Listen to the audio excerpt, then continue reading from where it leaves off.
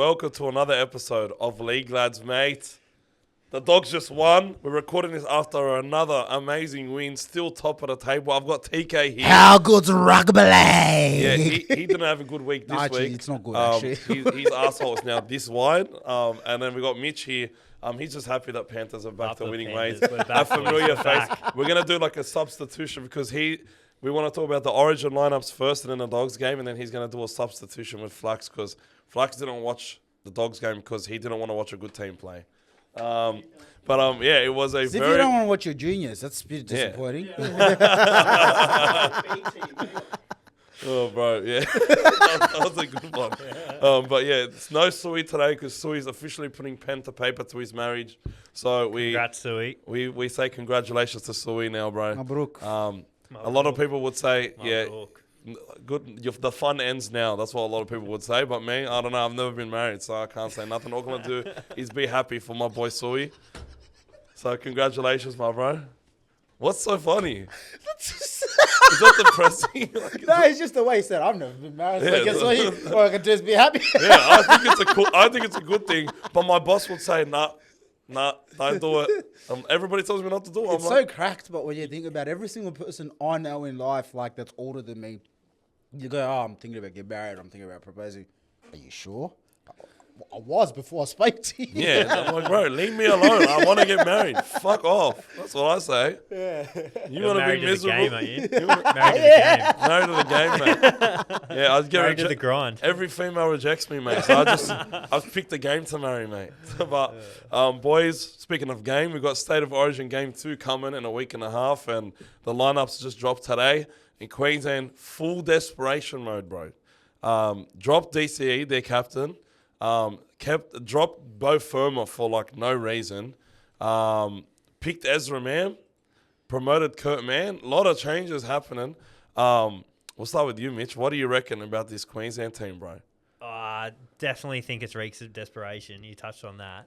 I think I don't mind the fact of picking Dearden. It's just the way it's kind of happened, like Queensland pick and stick. It's very hypocritical of them, in my opinion.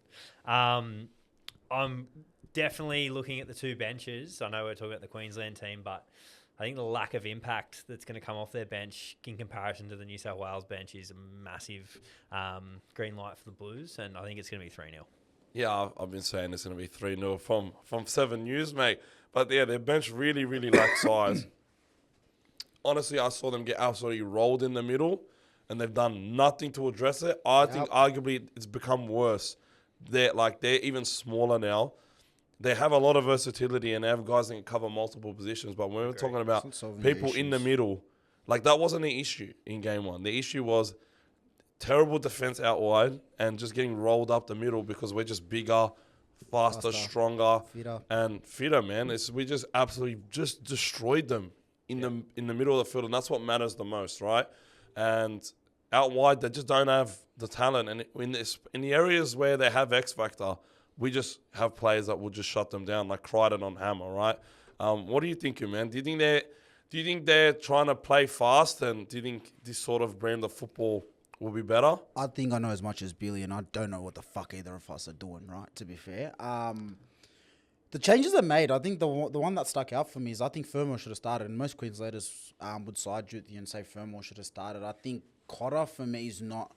It reminds me a lot of what we had with Travojevic when we had Jake. Like, Jake's a good Origin player. You know he's dependable. You know what you get. But you're also not going to play Jake on the edge in Origin. I think that's the same thing. I look at Cotter like, as an opposing back rower, that's one of the players I go... He'd be better off in the middle because he offers a lot more in the middle. Because as an edge back rower, he's a bit predictable, right? And that's not a bad thing, but I just don't think there's no X factor. And then when you look across the whole team, man, like you said, like I can't add on anything more to what you boys have said. Like, they just got no size in the middle. Like, their forwards was the biggest issue, and that's why dropping DCE, when you actually like pull it back and look at it, it makes no sense because a halfback is only as good as his forward pack, right? And if DCE was not influential in that game, how influential can you be when you're taking most of your kicks out of your own 30 or your own 40? Like, it's a tough game. You're gassed. You're doing that, and then you're supposed to find field position. But guess what? Because like we said, we're bigger, we're faster, we're fitter. by the time their line makes it into our half, like, they're not having enough energy to make an impact on it. So, I don't know, man. I just think everyone, like you boys said, Rick's a desperation. And the changes that they've made, I know we're all kind of sit here and go, yeah, I'm actually heaps comfortable with that. And that's not to knock Dearden. The Mam thing, well, I've said my piece on Mam. I don't think he should be playing right now. But to even put the cherry on the top and bring him into Origin, which I feel like is a privileged position. He's 80th man. I think he's.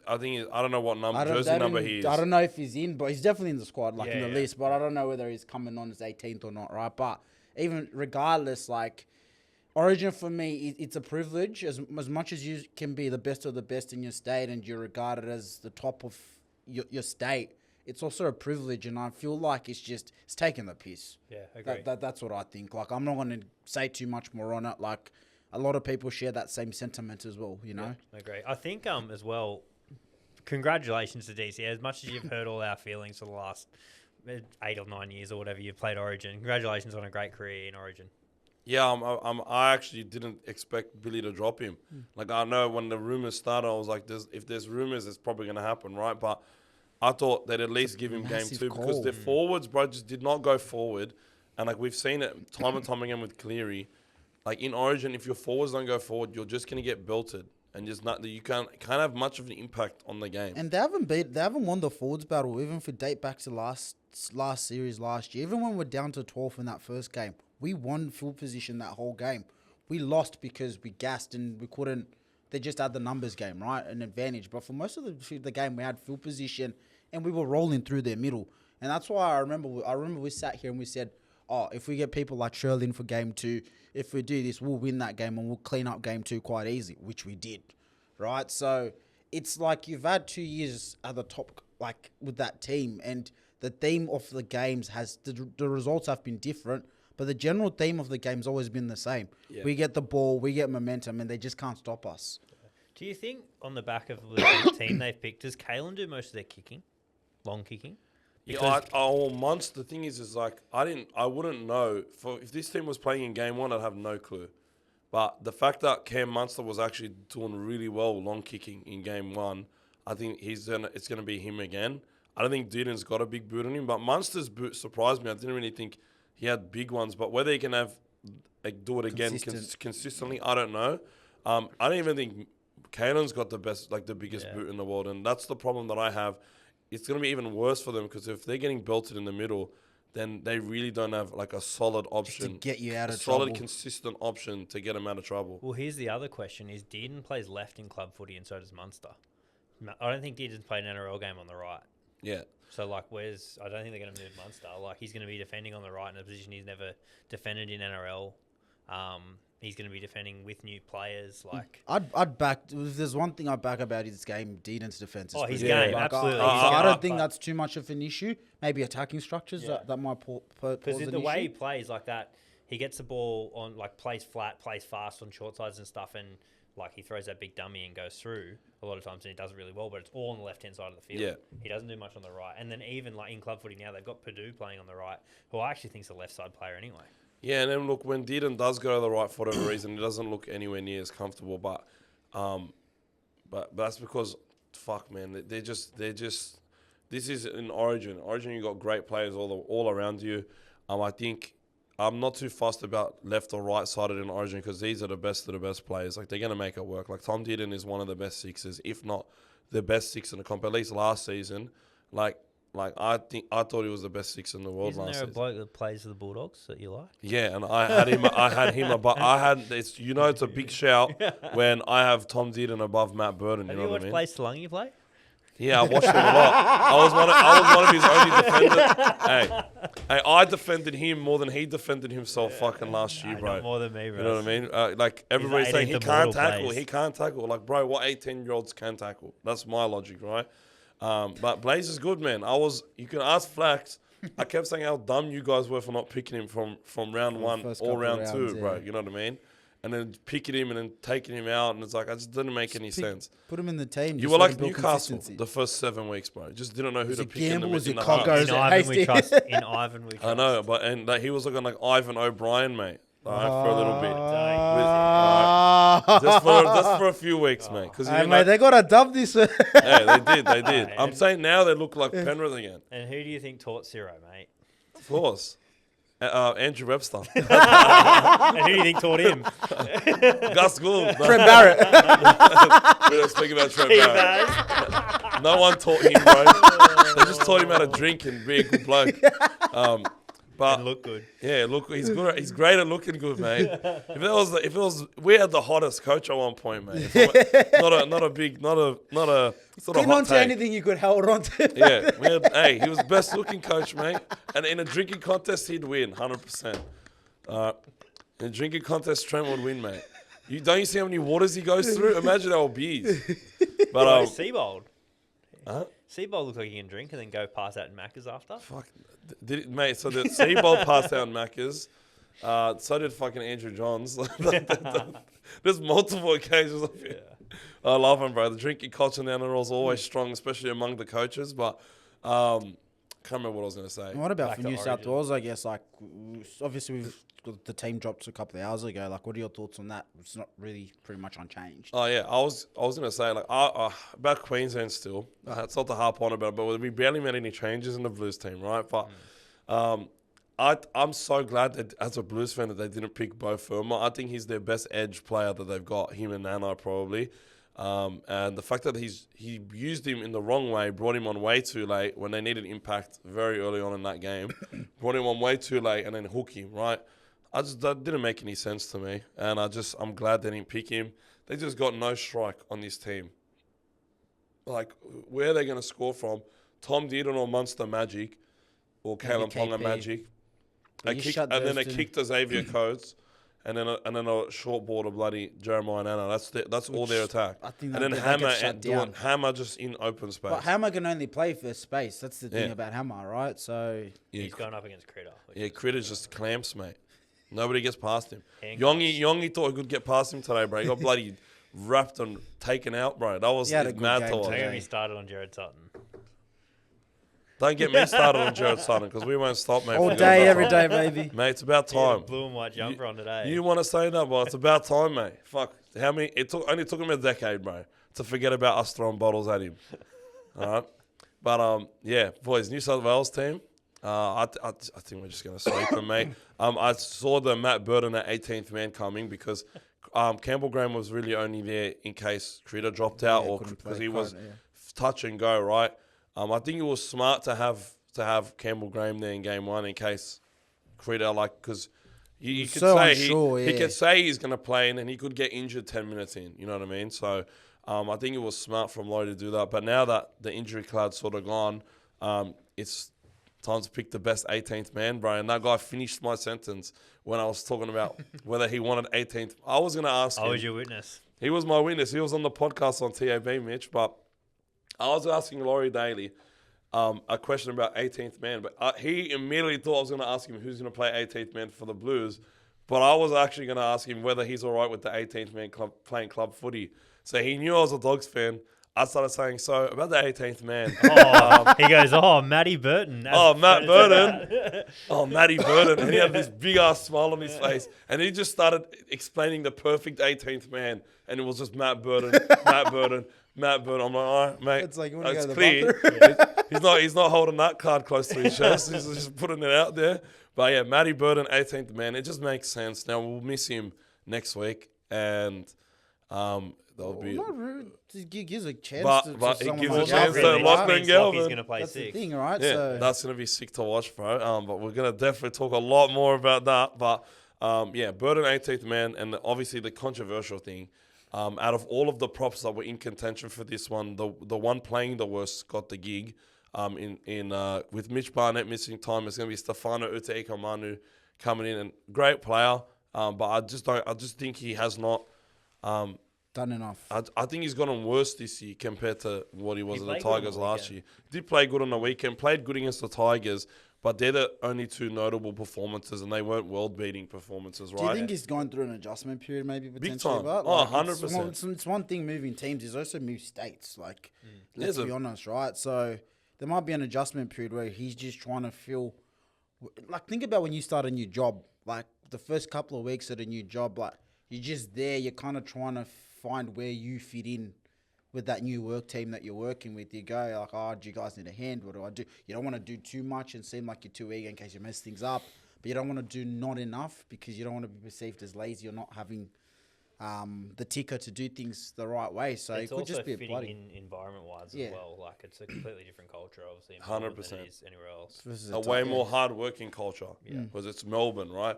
But yeah, I'm not saying that he's a bad player. He's going through this adjustment period, but he's not playing at a high level compared to the guys that he's being picked over.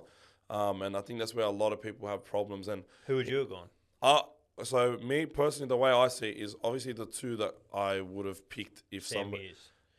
Sam Hughes playing Reggie's today, mate. Reggie's today. Terrell May, and that was a name I haven't heard in a while, mate. Terrell May and Keon, right? But if someone, hey, listen, Blake Laurie, don't laugh. Emre Gula. Tish.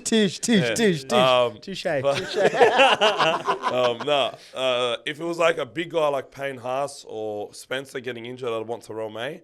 But considering it was Mitch that got injured and he's like the mobile, cover multiple positions, hard running guy, Keon? but he's a bit undersized, right? I would have 100% picked Keon, and I think it's not too crazy to say the way, even though Mitch is an amazing player, I think we probably get better with Keon in the team, the bro. way he's been playing, definitely. Because he's been like Taumalolo, bro. Like he's putting up prime Taumalolo numbers, and they've moved him from an edge to the middle, and he was a good player on an edge, played Origin on an edge, and now he's just doing numbers, mate. He did the same thing last year when they put him at 13 as well. He killed it. When Murray got injured and got picked for Origin, he was just absolutely killing him in the middle.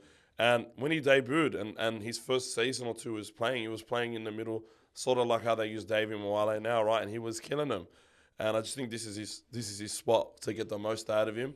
And it would have been a perfect selection. And I think you don't really lose anything. You might actually gain someone because you'll get in a guy that's in career best form. I would have picked Keon straight away. But I think it's... Sorry, cut you off. But I was just going to say, I think it's a good problem for us to have. Like, definitely. We look at Queensland, and I've said this a number of times, like, Queensland are just going through what we went through when we were all growing up, when they had the 8 in a row, blah, blah, blah, blah, right? Where we've just got a wealth of talent, right? And there's not a position I can think of in the team where we don't have at least 2 or 3 players who we could sit down here and have an argument over for the next 6 hours about why there'd be a better fit versus this. Pappenhausen, before game 1, was chats, people calling for Pappenhausen. That's gone quiet now. Like, not to knock anything like Dylan Edwards didn't play well, but we've got so many options in so many different areas. Like, it's just... Even the halves. Look at our young halves coming through. It's insane. Look at Isaiah Katoa at the moment, and then you've got Ethan Strange on the weekend. Like, that bloke in 23 at the Dogs goes all right. Yeah. Like, there's Blake Salungi's 18th Immortal. Is he in New South Wales, man? I don't know. Fine. If Greg Inglis can play for Queensland. No, he went to Westfields, didn't he? Yeah, he is. Can I ask you but so did Israel Folau. Do you have any insights on Terrell's phone call to Laurie? I got no clue, bro. Okay. Was there... I know. I don't think it's Laurie that doesn't like Terrell. I think it's Craig. That's my honest opinion. I think Stefano's only getting picked because of Craig Bellamy. Yeah, and I think it's the Melbourne influence, man. And I'm like, dude, if you want to play rep footy and just go play for Melbourne and play half decent, and just make the 17 everywhere. Yeah. Can I ask? So, my honest opinion, prior to game 1. If you said Max King was going to start in Origin, I would have been like, I don't know about that. After watching in game 1, I was super impressed and I'm super comfortable with it. From a Dog's point of view, what's your thought process there? Willie and Willie was speaking about it on the TAB show, and I sort of agreed with him at the time. But he came off we always saw Max King as a guy that has the most impact when he starts. However, he came off the bench and done an amazing job in game 1. Fuck me, Daddy had an amazing game today. I was looking at I was watching this guy. He's big shot. I'd never seen Max King do that shit. I don't know what Origin has done to this bloke, but he was playing with legitimate aggression. It reminded me of when a UFC fighter becomes champ and then the next fight they go to a new level. Yeah. That's what it was like after watching him play Origin. Yeah, that was he was just unbelievable today, bro, on both ends of the field. And I've never seen Max King come out of the line and hammer someone. And he did it today right in front of me. And I was like, bro, I was losing my mind. And what, did Jared Sutton buy you a penalty too? No, he didn't. He actually gave them a penalty a couple of tackles later. Yeah, he's just fucking bastard. But yeah, I would like Max King to start, and I think it would probably be better for him to start.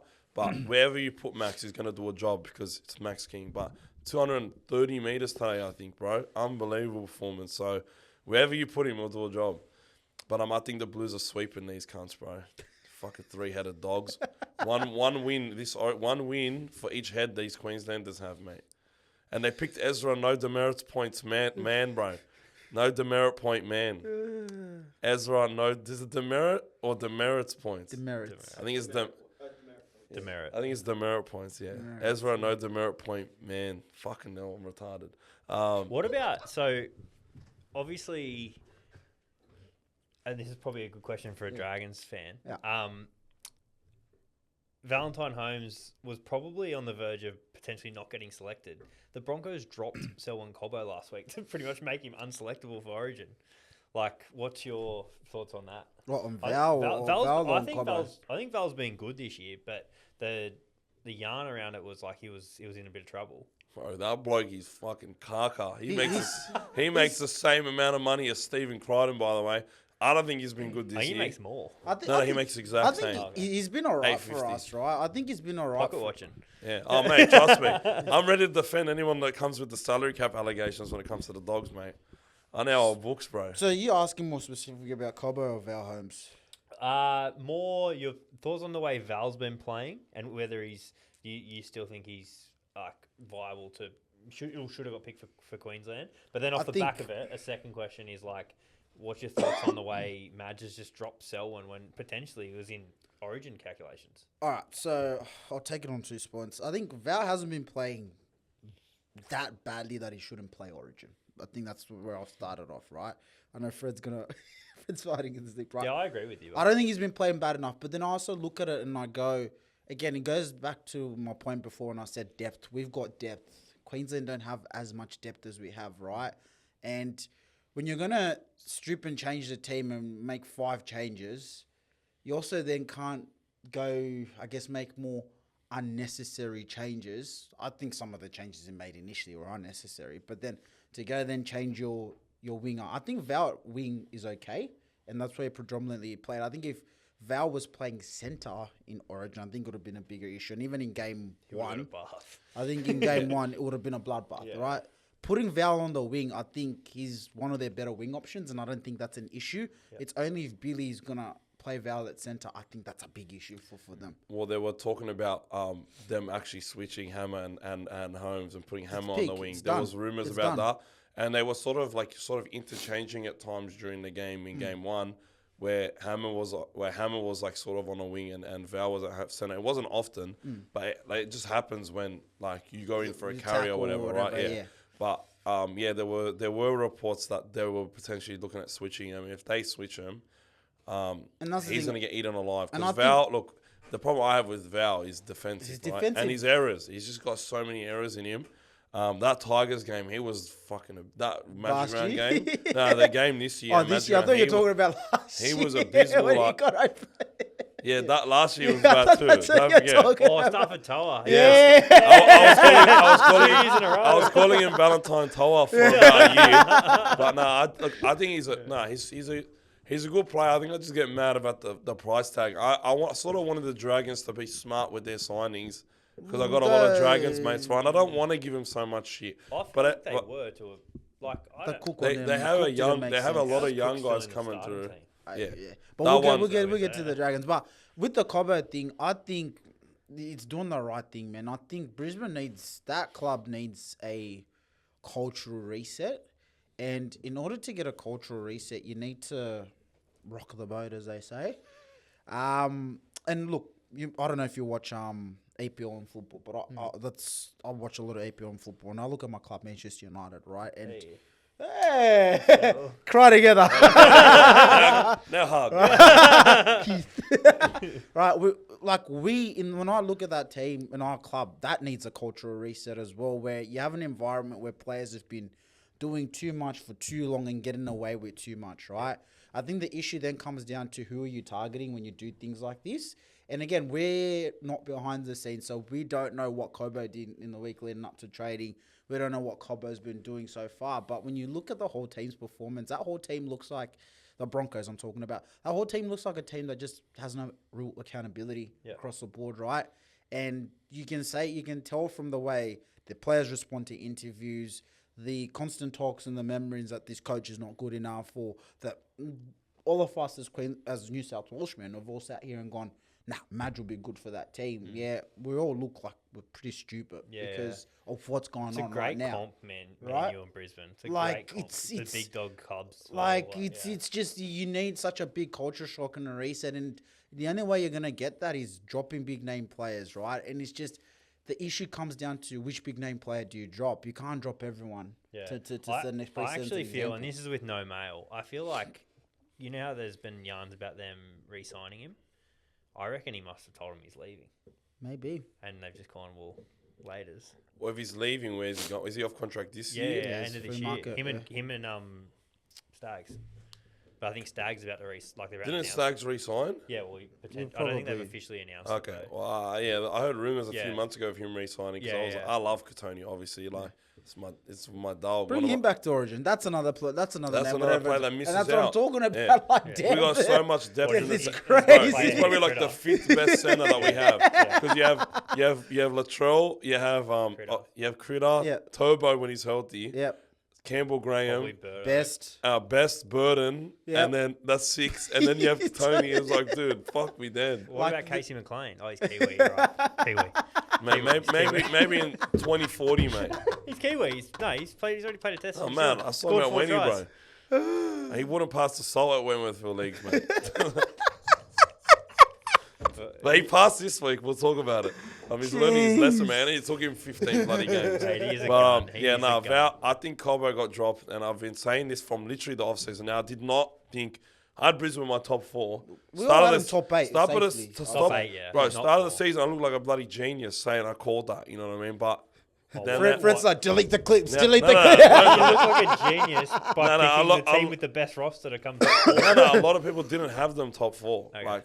And it's very hard to pick a top 8, man. It's hard to pick a ladder when the skill difference between all of the teams are so small. It's because everyone's a Penrith junior. Yeah, the Penrith just got gutted, and all the good teams they've been spread out now. You know what I mean? Like spread out. Where would you be without us? I know, just probably not first. That's for sure. But hey. You'd be down with us, mate. Down with us, mate. Happened to us, mate. You'd be down with us. I'm all good at happened to us, mate. So it's all right. But because you got done cheating the cab. No, I'm talking about like Michael Innes went to the Sharks and won, and James Graham went to the Dragons to be mid, and Joshua Reynolds went. You know what I mean? All the boys went. I miss him. But you know. Yeah, that's true. But I've been saying this. Madge, there's a lot of cats in Brisbane, and Madge needs to just get rid of the cats. All right, he wants dogs. We don't have anyone left. That's fine. That's the problem, fine. Yeah. Payne will be the only one that probably ends up leaving, bro. But I don't think they've got the cap flexibility to be able to get rid of everyone. Yeah. I don't think that's a possibility. They don't. But my only pushback would be that roster's good enough that if clubs know that those players are available, it makes it so much easier for you to move them on. Like, if I'm a Dragons fan, I look at that team and go, there's about 3 or 4 players I'd happily take. Right now, whether that's we can do that or have the ability to do that, that's another question. But I think when you have a roster like that... Get, what's his name, Ben Hunt? Yeah, good football player. He'd be a good fit. Yeah, I wonder if he'll like Wollongong. He'd look good in the red V. Do you reckon he thinks should the give same? him 7 years and figure out if... And then force him to re-sign every second year. Yeah, just hold him hostage. And then give him Kyle Flanagan. But yeah, boys, the Dragons a lot of fun, but a lot of fun team to watch, mate. But yeah, I just think there are a few names that I never really saw Cobbo as a bit of a cat. Like, I thought he was a pretty tough player, but he's a bit lazy, man. You can definitely see it. And that's why he can't. And he gets. And he hates laziness. I think that gets really exposed at fullback, because I think you can get away with that if you're playing in the centers or playing on the wing. But at fullback, you're so involved in the attack, you're so involved in D. Like, all right, maybe you're not in the defensive line, but you're organised and making calls, telling the team where to go. Like, I think if you're not a hard-working player, you get really exposed if you're playing somewhere like fullback. So, but then they did beat us with him at fullback. So, you never know, mate, with rugby league these days. You never know what they... Beating Brisbane in Brisbane is not for everyone, brother. Facts. Boys, speaking of beating people, the Dogs beat the Breaks off Parramatta today. And as a Dogs fan, I'm loving life. I don't have my buddy Hisui to help glaze the Dogs with, so it's just going to be a solo effort, but trust me. The audience loves it. Yeah, hey, listen, man, you don't have to tell me twice. I could talk for 2 people, bro. All right, and I'm just going to say this. All right, so far, one game. We're winning the comp. We're not winning. I'm not saying that. I'm just saying it feels nice for all these people. Want to win the comp. Yeah, it's nice to be in the ballpark. You know, it's nice to be in the conversation. So your favourites to win the comp? I think Melbourne's still favourites. Heavy favourites. Trying to bait ya. You're not going to bait me, mate. I'm not saying this because I don't want to jinx it. Like I jinxed if you believe I it. jinxed Mitch Woods today. I don't want to jinx anyone else. He's quickly forgotten the other number 7's name, hasn't he? Yeah, well, it was 12. Well, we scored more points in the 20 minutes that old mate number 23, Michael Jordan / Lachlan Galvin. More points when he was on the field. But would you not make an argument it's because the actual number 7 was still, having some nice service out of dummy half? He was actually decent. Listen. What is his name again? Dogs can't remember it. Drew Hutchinson? Toby's good. Now, did I expect him to be playing hooker today? Fuck no. He didn't either. Did you hear the interview? He didn't know. No, so Galvin came on the field and he goes, Toby, you play hooker? And he goes, What? He goes, no, I'm not. And he goes, yeah, no. They said you go hooker. And he asked the trainer and so he went to hooker. He didn't know. Lockie thought he was going on at 13. And then he goes, no, just go on at halfback and take Reed off. Yeah, I didn't even know. That caught me off guard as well. Dude, I was like, what the fuck? Toby's still in the field. That's what I was looking at. And I was like, wait, what? Then I see him out of dummy half. And I'm like, well, I trust him. Like, he's a solid player. I didn't think he had that much versatility.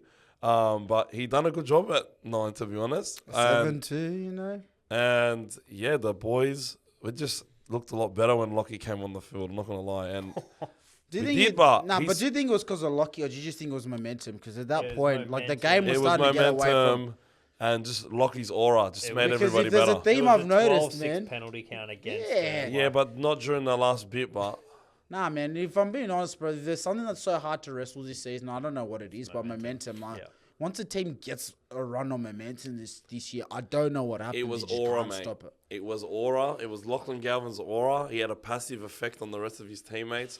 +5 in all statistical categories, mate. This team's aura farming off an 18-year-old. Aura farming off a 19-year-old, mate. That's how much aura he's got, mate. He walked on the field with a blue fucking aura around him, like Takumi Fujiwara's. All right, like he's AE 86, mate. Had the blue aura and had the wings.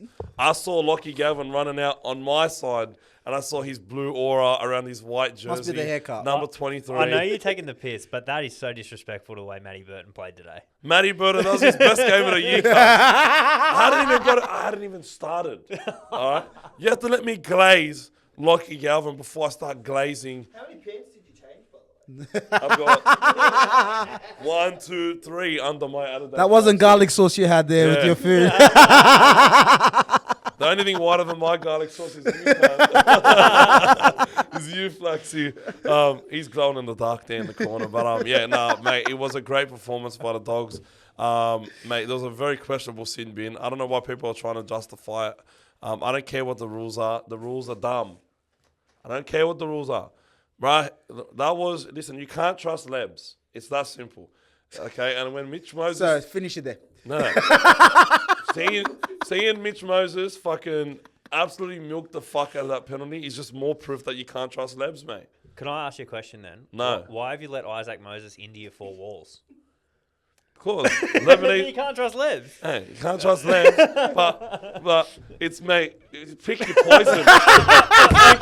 Yes! Hey, Yes! hey, it's pick your poison in the NRL landscape, mate. All right, because there's Mario Tartak as well. I know his name's Mario, mate, but he's not Italian.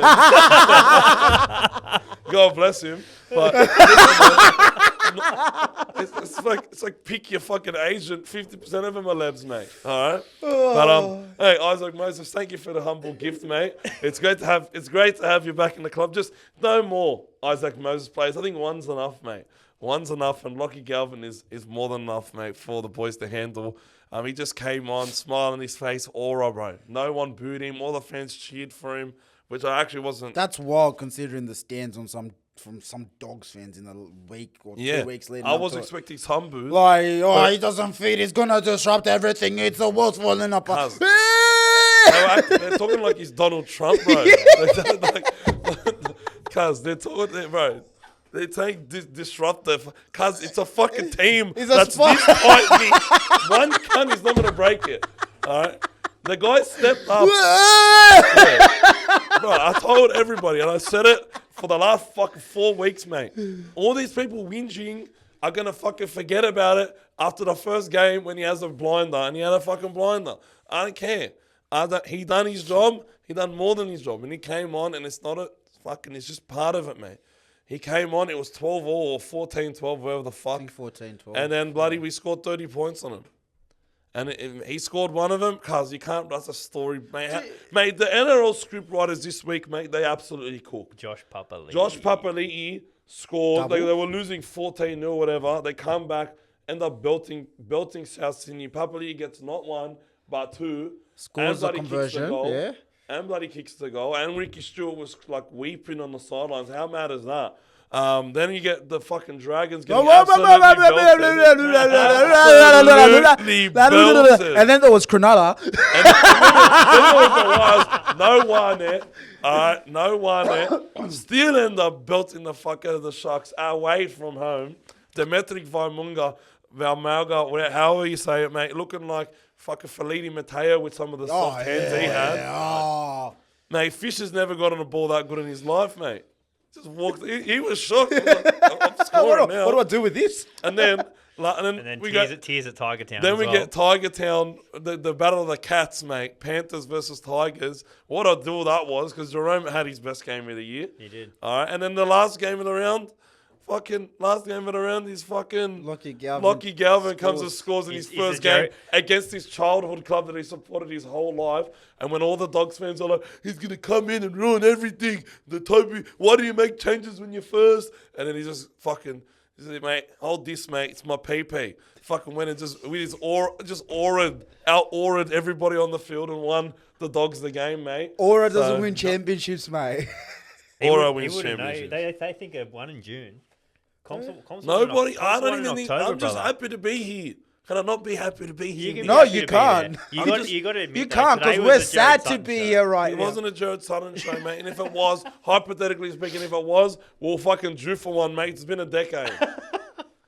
I think you're holding on to things. Eels fans, if you don't like it, go throw bottles at him. I hate the Eels more than anything. Don't worry about that. But it was a Jared Sutton show. No, we built pressure, mate. They didn't build pressure. They didn't even score a real try, bro. I mean, the ball went But like I was saying, you don't trust Lebs. If you see Mitch Moses on the ground, he's probably bullshitting. Same as Karaz. Karaz is just on the ground after every tackle, mate, because he's got like osteoarthritis or some shit, mate. He's always injured, that poor bloke. He's got to have 10 needles before every game. That's how much of a soldier he is. He's like Ronaldo now. You know what I mean? Just needles and everything, just play. That's all he cares about, just play. What drive-by? On Ronaldo. I was talking about Ronaldo Cristiano. Yeah, I know. Yeah, he's old, man. Drive-by on Cristiano. He's got tendinosis, mate. You know what I mean? Just bonitis, everything, mate. He's old. And Karaz, but Mitch Moses is one of those untrustworthy ones, mate. Related to Isaac. Mate, if you see him rolling around on the floor, it's best to just say, mate, get the fuck up, cunt. Mate, it was a dangerous act. Yeah, dangerous act for him to just dive. The dive made it regardless, dangerous. like it's... Did you see what happened to Lockie Ilias last year? Yes. So if Mitch snaps his leg today, he's out of Origin. This shit happens, mate. Bring it. Shit happens. It's a fucking Fred, contact sport, mate. You know what Fred would say? Fred's come back. Somebody Just said- play Galvin. somebody Just literally- play Galvin in Yeah, Origin. Somebody literally said, if that was Matt Burton, you'd be crying. No, I won't, because I hate this shit. I hate this fucking protect the kicker shit. I think kickers should be getting absolutely belted every time they kick the You know ball what? pass. You know what? I am with you on that one. Fuck, they're just protecting these guys too You much. can't, All right, you I get can't you don't protect want every this. single player. Cuz. That's the only thing I side with you on. But in the law of the rules of the game, that is a Yeah, no. I'm not saying the referees made the wrong decision to penalise it. Do I think they made the wrong decision to make a sin bin? Yes. No, but But- why they had to do it is because they had to get rid of the blocker play before you kick. Yeah, I know. So then they had to protect the kickers in another way. Because otherwise... Just stupid, because just bring back blockers. Yeah, I actually think they should bring back blockers and Huh? If they do that, Panthers will win another comp. I think there's a lot more issues, mate, for the Panthers right now than fucking lack of blockers, They've mate. won 8 games and they think they're winning a comp. 10 games now, mate. You know when comps are not won? They're not won in June. Yeah, we'll You guys see. wouldn't realise that. Yeah, The mate, last we 20 know about games, winning comps, mate. We're not fucking the Dragons. Whoa, we won No, a comp I know, more recently. than than- last. I know. I know. Whoa. But besides that last one, it's been a while. They've also won more than you. No, not since the merger, mate. Not since the merger. They want him in black and white, mate. Doesn't count. So did you guys? It was a 5 Nah, mate, 80s was colour TV, brother. Yeah, but it was a... If you were wealthy- no You know- salary cap. You there knew, was no you ta- knew what colour Magic Johnson was wearing. You know what colour Steve Mortimer was wearing, mate. We knew what black and white, mate. It's not hard to Not tell black and white on black and white, Fred. But I don't know Facts. about red- I don't know But about we're visiting red. Parramatta and shit. You know what I mean? They were yellow. But yeah, very, very, very good performance from the Dogs. And no, it wasn't. It was actually pretty. It was just professional, man. It was That's just. what it It was was. wet weather football, bro. Like Yeah. it was solid. Like they couldn't. Nobody was like trying to chance their arm or do anything flashy. But it was. We played a tough game of football, and that's what I wanted. I think a lot of people, their heads went down as soon as they saw some drops of rain.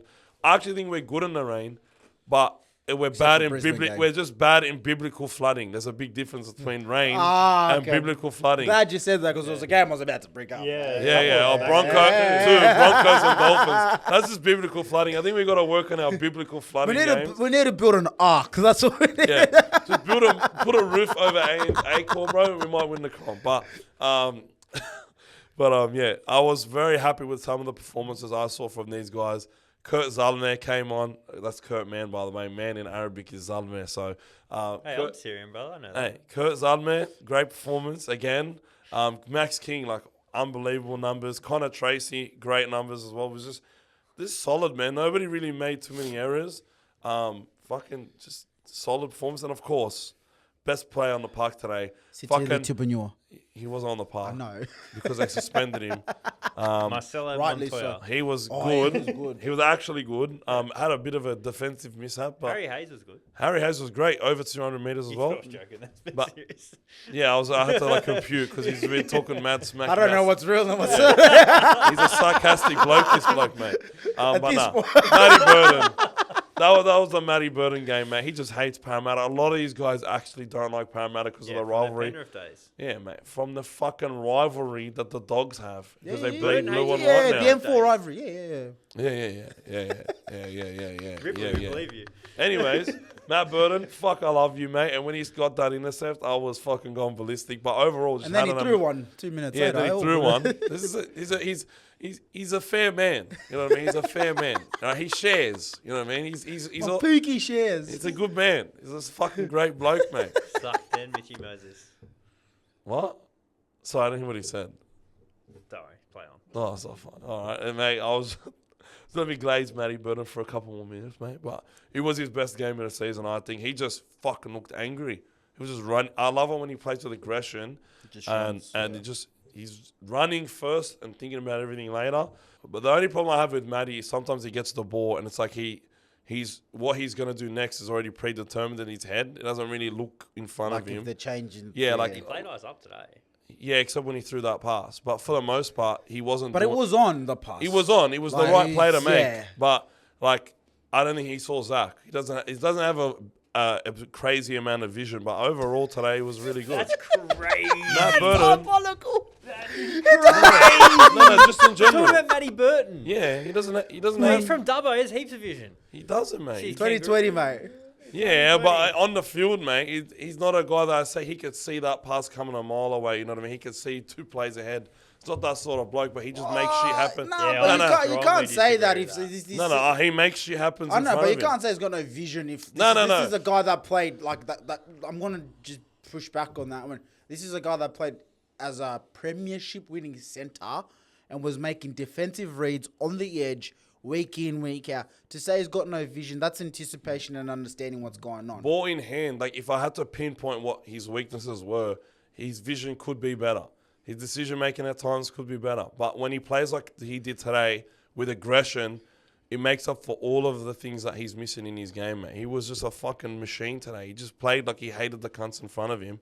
It's because he knows he's got 2 weeks off, baby. He's like, I'll leave it all out on the field. Fucking oath, bro, because he probably won't even play in Origin, mate. So he'll take his 30K. Happy man, mate. Get a new car. Yeah, we're the only ones that ever. We need Matt. I want to see Matt Burton in a fucking Lancer Evo, mate. You can get some decent ones for 35K. Well, what generation, bro? That's the question. We're talking, mate. You can get a really good 6 for 35K, mate. But mate, do you think? But you can get a souped up 7 or like a sort of thrashed 8 for. But 35. is Matty an 8 or a 7? I reckon Matty's a 9 guy. You know what I mean? So just get your pay I reckon packet. the next After guy? game 3, you got 60K, mate. That can get you a pretty good 9, bro. No, I don't think he's a 10-man. I don't think he's an Evo 10-man like Spanos, mate. You know what I mean? Or Años, I think he loves the. I think Matt Burton could appreciate the heart of a 4G63. Okay. So from 1 to 9, mate. But then again, in Dubbo, he's probably going to buy a tractor, mate. But boys, that's enough talking about the Dogs. Parramatta were all right today, but they didn't score any real tries, and so I just can't really say much. But Mitch Moses was good, especially his acting. He might get an Oscar. But yeah, you gotta take I the, swear, you gotta take this the has Moses been hate like off now. this has been like a podcast episode, like The Office. Just a lot of like awkward silence and then a lot of sarcasm and weird jokes. like it's just been like Curb Your Enthusiasm, Seinfeld, The Office level. This is a of high like, level episode. of Today. awkward. This is just a niche episode, mate. Not every episode's like this. Again, you. The It's just- viewership comments this week. What Just the a- fuck was yeah, that? Who was a ring-ins? hey, listen, we bring on new guests like Mitch all the time to change it up. A Hey, little bit. we're experimenting, guys. Hey, That's all we're listen, doing. Mate, there's no Sui. It's fucking. Tell Sue to get three- married a different day. What do you want us to Yeah, say? yeah. two newish faces. I know you're not new. You're an OG, mate, before me, TK, but you haven't made an appearance in a few weeks, mate. So Yeah, it's good I'm a to have part-timer now. You know? I'm on Yeah, I'm on mate. casual race He's a- penalty. Hey, Public holiday too. yeah, double time, Yeah. mate. We'll Double have to time. invoice you. Yeah. What's your email, mate? What's your email again, mate? Granny Shifter, fucking 27, bro. As boys, Monaco! yeah, this is just mates talking shit, bro. This is mates talking shit. A lot of sarcasm. We got 2 guys that hate the Dogs, 2 guys that hate Penrith. I don't even really hate Penrith, to be honest. Can't hate your and then- daddy. And then 3 guys, and then 3 guys that hate the Dragons, and then 3 guys that hate the Dragons. Yeah. First, we got to go in chronological order here. The first game Everyone- of the Do you know what that game. means? yeah. Sorry.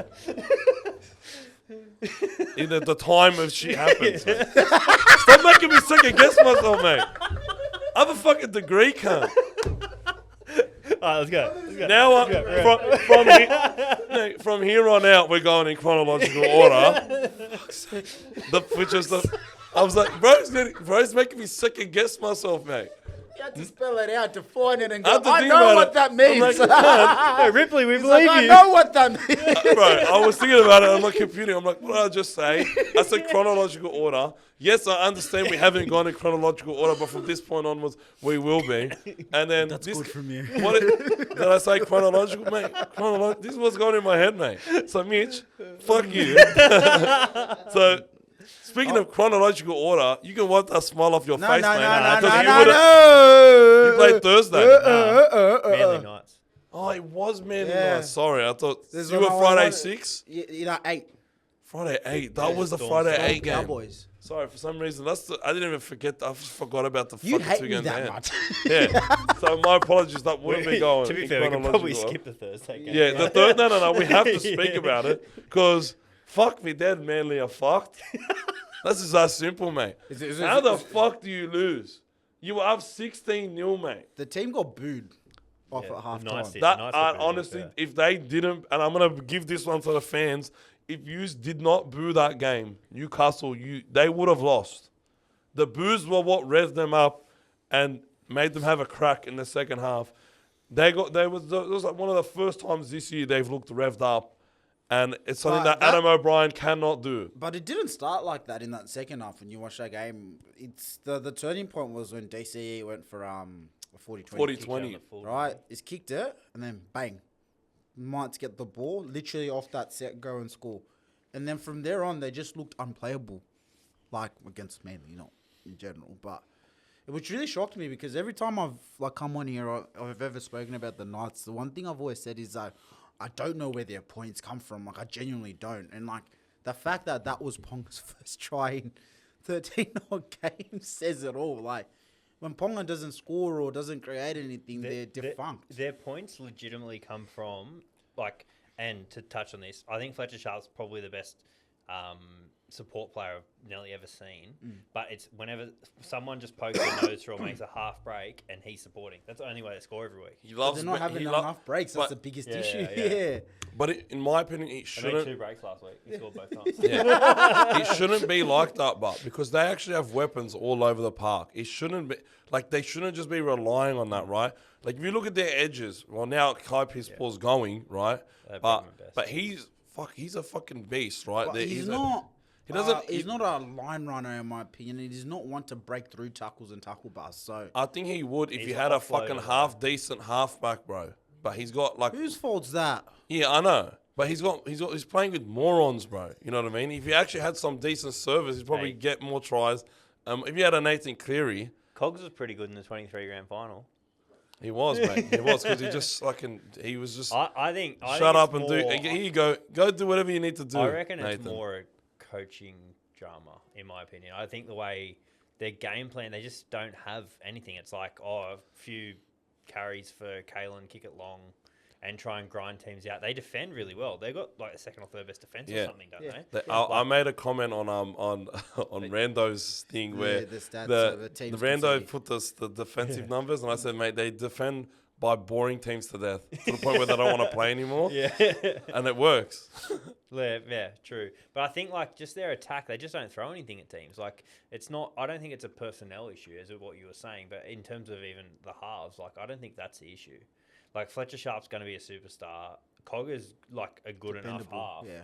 And like at 9, Phoenix Crosland plays for New Zealand. Like they've got enough there to make stuff happen. Just in have attack. no They just- variations. yeah, Everything's they're just so they're just flat. It's so structured. predictable. Yeah. Way too predictable. Yeah, they're both. And when you have guys like Kalen Ponga, Bradman Best, fucking Dylan Lucas, Exactly. Fletcher Sharp, how the fuck are you predictable? Agree. Like these are guys that play and they move. Like they don't even know what And they're they're gonna big do effort next. players as well. Bro, None of those players lack effort. Yeah, they're just they're amazing talents offensively speaking. If you look at them and if you looked at everybody's skill set and what they're good at, this team should not struggle to score points, but they do because of very bad coaching. And I think I honestly think where they need a really good 7. I think that's what they're lacking, and I think they see that in Dylan Brown. I don't know what they see in Dylan Brown. Well, to touch on that though, like everyone's saying it's overpaying him, and for the first few years it probably is. But in 5 years' time, the salary cap's gonna be like 20 million. Now, Yeah, all the but good he's halves are got gonna be on- ratchet. He's got ratchet only to go up clauses. to 1.4. Yeah, like true. all the good halves are gonna be on like $2 million. So Isaiah Katoa's gonna get his next contract gonna be crazy. So like I think in 5 years' time he'll nearly be underpaid because I mean in his prime he's gonna be hopefully found his feet, hopefully found under a decent coach. If Kalen stays, they've got Fletcher Sharp. You said they got weapons like Lucas and Best and all these sort of guys. Like I actually don't think it's the worst thing because they had to fire some sort of shot. They had to show they were in the market and they had to show that they could go out and, as I said, fire a shot, make a difference. Because otherwise, Kalen would have left anyway, which he still might. But I think that's my piece on it. Yeah, but I think in order to get that money, you sort of got to show signs of being worth that money in the first place. And I just really don't think he has. And whenever he's had to be the alpha guy, like the number one half, he just has not done a good job. And that's why I think a lot of people don't think that he's worth that money and that it's justified, right? It's probably worth that money over a couple of seasons. Potentially, you can make that argument, but over the period of time he's gotten it, that's probably where the issue comes over. Like, But that's where I think it's okay, though. I know, Yeah, and I but- think and maybe if what I'm trying to say is like if he got that contract over 3 years, I think people say still paying a little bit over the odds, but it's for 3 years. Yeah. You need a half, right? Whereas because it's 10 years, because what you said, it makes sense if he does well. Yeah. But the If he thing doesn't do well, poor. Agree. And there's that pressure as well. That's there's- going to be hard on him. Yeah. Agree, and there's every chance that does happen, right? But I'm saying I think we need to maybe give it a chance because they obviously see that in him. The other thing is when he's been that dominant half at Para, their highest paid player and their best player has not been playing. So, Sure. like, when he's gone to the Knights, he's going there doing a whole preseason. Say he gets picked at 7, they play sharp at 6, Ponga 1. He's going doing a whole preseason with all their weapons and learning that Everything's structure. coming through him, yeah. Yeah. So So you're not doing a filling job, yeah. I wouldn't completely write it off. I don't necessarily think it's a great thing. I think he's a great 7 either, but I wouldn't completely write it off yet. Of course, they're really banking on him being good because if he's not good and he doesn't work out or he tears his ACL or whatever, there's a lot of money that's going to be on the sidelines. And if he's playing, then you don't know if you're going to get that amount of value. But they're really banking on him being good. And Manly, fuck, man. And I was going to say, the other red flag for me is, like, I look at Hastings. Like, Hastings isn't a lot of money for someone that's not playing. Yeah, well, they're talking about Right. he's He's actually going to be in the coming team back this this week, week, right? yeah.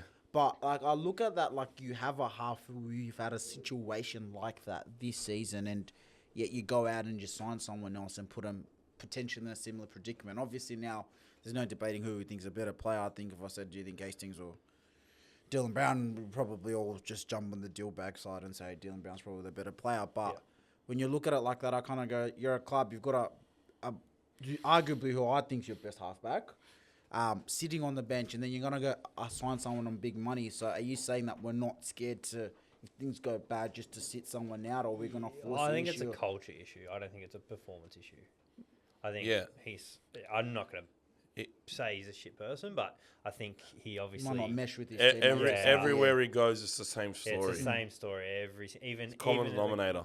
Even in the Super League, the clubs he played at, they only lasted a couple of years. Yeah, he's the sort of you don't want to insinuate anything, but like the common denominator is always Just he's Jackson not Hastings meshing, yeah. ending up in this same spot, right? So And then even this year, like I don't think any real clubs showed massive interest, but had the Knights paid majority of his freight to go play somewhere, there potentially might have been a club or two that might have picked him up. I don't know. That's what I was getting at. But, I think that culture spot actually probably him. He's probably sitting there going, well, I'm getting paid 800 grand or whatever he's getting I paid. don't need to kick up a fuss. Yeah, I'll just play reserve grade. he's all chilling, bro. Yeah. He's not complaining one bit, mate. And Manly, man, they just don't make any sense this year. Like I know they've lost a few players, but they just should be better than they have been. And I'm just not scared of them. Like I always remember seeing all these comments. Wait till you play Manly. I'm waiting for it. I'm waiting to see what I have to be scared about, bro. Because like their best player has been Kohler and Lehigh this year, and Lehigh got an unfortunate injury, getting head knocked, and HI very early on scoring a try. I don't think Worst time for it to happen too. But there's just that turning point was legit the DCE 40-20. I think if he kicks up 40-20, they end up winning, right? game's done, yeah. But yeah, it's a bit That's the whole rough momentum watching. thing, It's the NRL's a momentum game, bro. And when you have momentum, you get referee calls. But I haven't seen it like this. Yeah. Like when I say momentum, like I haven't seen NRL like this where I literally struggle to see teams turn momentum. Like, and if it's not for a refereeing call or a drop ball or someone kicking and giving the other team a 7 tackle set, like if you are perfect with the ball, like in your discipline, you complete your sets, you don't kick it Dolphins, out. right? Like, it's just how do you stop it? When you get on a roll, it's as long as you don't have a major F up or a really bad call goes your way, which is rare when you have momentum because, like, I know the referees will call based on momentum because if that's when you're pressuring the other team. Yeah. If they're not getting off Well, the they're tackles giving, quickly, exactly, yeah. if you're rolling forward, like, bro, you got to Get off the those bend. tackles. They're the ones 'Cause they know dominating the ruck. Yeah, what's the team that's under the pump's first thing they're going to do? Slow the ruck down. the ruck down. So that's why you just see so many Six offsides, agains six or, agains, yeah. you know what I mean? So And bro, like it happened in the first bloody set of the Dogs game, right? They knew if they could not fall behind early, so they were offside, then offside again, then offside again, because they knew like fuck, I'll blow first tackle 6 again as long as we don't concede, and they didn't. It worked for them, bro. Whereas if they were onside, they probably end up conceding. But yeah, Manly have a lot of work to do, but we're not gonna harp on about him too Turbo much. will be back next week. Turbo will be back. Yeah. Probably need him, but you don't know, he might miss 3 weeks with a cork again. You never know what that bloke, bro. I hate to say I've given up on Turbo, and not from an ability thing, just from a fitness point of view. Like it's just, I think his it's body's given almost up. yeah. It's Like like you watch him, and it's almost like this year. The only argument that like was made for not selecting Turbo is you legitimately were scared that he will go down in the first 5 minutes, and it's like, what do we do? Like we don't want to be in that position again because we were in it like 2 years ago. So, yeah. I don't know what Turbo does or brings to the team. And when he does come back, it looks like it's taken him a couple of weeks to get back up to speed. And then he gets hurt again. again. So you're not getting the Turbo that you're expecting. Like when you that say Para Turbo's back. game, he looked really good and he got injured. Right, so that's probably him working his Yeah. way back to full Big fitness. time, bro. So you don't really get Turbo back until 2-3 weeks from now, and odds are he's probably going to get hurt. Which sucks, right? We got Melbourne Titans. I think that one went as Nah, it's playing. it went as Melbourne planned. Cows. However, the Melbourne- the Titans got sort of. It was Melbourne Cows, wasn't it? Was it? Cows. Start Oh, again. Melbourne Cut Titans that was out, like. cut that out. Yeah, Melbourne again. Titans was last week. Yeah. Sorry. Okay, Melbourne Cows. Cowboys. That one, bro, Cowboys actually played really well. Now I remember it now. Sorry. Fucking long day, mate. Long day. I didn't go to bed till 7 because I was watching the Nation League as well. Had to watch Ronaldo hold up another trophy, you know. But, sorry, Melbourne Cows was fucking actually a really good game. And I felt like the Cowboys were sort of outplaying them that first half. But they could not defend their 20 to save their lives. Like the first 3 or 4 times the Storm went into the Cowboys 20, they bloody scored every single time. And it was a Jerome Hughes like masterclass, mate. He looked like Dally M. Jerome Hughes. They He's could so not good. tackle him. He's so good, man. But this year he's been pretty quiet. And I would know because I've had him in fantasy and I'm just debating Is that a trading him stop-start- every is that a week. stop-start season a little bit as well? In terms of fitness as well, getting injured, in, out. Like it's, yeah. But he's having a baby. Congratulations to him. And what is it, this thing, mate? They get that dad glow, bro. And they just want to bloody score 4 tries against the team. You know, so he was bloody amazing. It's just like, honestly, like, it's one of those performances that I know Craig Bellamy is going to fucking rage at him about because the Cowboys did look good, but they were just one pass away on multiple occasions. But they could get that last pass away. They would have probably won that game, bro. But shout out to Melbourne. They were good again. Yeah, they're strong at home. Like at home, I think no one's going to touch them there this year. Except for the Yeah, Dragons. and they finally beat. Yeah, of course the Dragons beat them. That was a good game by Toro Sloan. You should drop him after playing good like that, like you always do. Speak of the Dragons. But yeah, we really want to get onto this topic because we got TK here. Yeah. But the Dragons got towed up, mate. Got rolled. I couldn't stop thinking about you in that game because there's something that you said that stuck with me. Line speed. Oh my days! This has been my. There was it's like a catchphrase for me. line speed at all, and that's why I think that was the biggest reason why the Dolphins rolled through us. Like I talk about momentum, and I say, how do you stop momentum? One of the ways to stop momentum is literally just line speed, right? Like dig in, everyone get up together, gang tackle, try slow down the ruck. I remember I was watching sets after sets. They were rolling down the middle like 80 meters. There was a time when they were just doing 60 meters, 70 meters, 80 meters. Because every run is 10 plus. I'm like, if it you was have no line 20. speed. It was 20 plus, but because we're literally, and I watched it, we literally would be on the line. The play of the ball happened, would take two steps forward, and that's it, and just hold position. And then they were just rolling off that. So I think that was the biggest thing that killed us: line speed, fitness, our forwards. There was nothing good about that game. Like, Massive shout out to Isaiah Katoa though. That Mate, he kid's just an fucking absolute superstar. He showed them what they're bloody missing, mate. A fucking 7 with some balls that just says, mate. And the thing I love about the Dolphins is, I remember you those love something about the Dolphins? Yeah, Katoa has always been a guy that I like. I can never really say a bad word about him, but I'll never forget fucking Pangai. Another Pangai, yeah, big one, mate. He was a good player. But You got any more of those And in you- that development you had system? wait. You had, Probably. The one's at the Warriors, another one's gone to the Dogs. you had Wade Egan at one point as well, Yeah, right? yeah, Wade Yes. Egan was a Fucking Penrith gun. junior. There's Penrith Juniors Jet everywhere. Cleary's now in New Zealand. Yeah. Yeah, he's actually doing Mitch pretty Woods well. is a Penrith junior. Mitch Woods wasn't. He wasn't a Penrith junior. Be quiet, mate. I don't know where the fuck Mitch Woods was from, but we got him when he was like 15 or 16, Yeah, bro. Penrith. So, I'm not gonna say what I was gonna say. But yeah, line speed, man. It was so bad. This And is then one thing I've been saying about the Dragons for it was years now. It was terrible. We literally looked like a team that's rolled out of like November, December, January. That was our first game of March. That's how Yeah. we looked against the Dolphins. It's like how you look in the club challenge, World Club Challenge every year, bro. Just flat. It's nothing, and like That's the I biggest try to look problem. at it anyway, and then this is the one thing I didn't understand about the Dolphins. So who was it that got injured? Tuapolotu. Yeah, Tuapolotu. Since Tuapolotu got injured, Cook moved into center. And I remember saying to my mate who was watching the game with, I was like, if I'm the Dolphins, all I'm going to start doing is I'm going to start attacking Cook when we're on our own half. And obviously for attacking kicks, go to the more dominant side where you're getting glory, right? The Dolphins didn't do that till the second half. And every time they went and attacked Cook, they just... Averillo was running amok. Mate, they were just cutting through. And that's something that, like, I think, I don't really call Shane out a lot, but this is not the first time where we've lost a back, like someone who plays in the backs, and we've struggled. Last year it was Eisenhuth, right? This year it's Cook, Against us. Retired, didn't he? right? He Yeah. retired, yeah. Yeah, but I'm saying, like, every time that, like, we had someone in the backs get injured, he was a guy that was going to fill in. And I'm starting to look at kind of our bench rotation, and I go, like, I don't like picking a bench on the basis of, like, or what if this player gets injured? But you also have to have, like, some mitigants to kind of go, if it does happen, this is what we're going to do.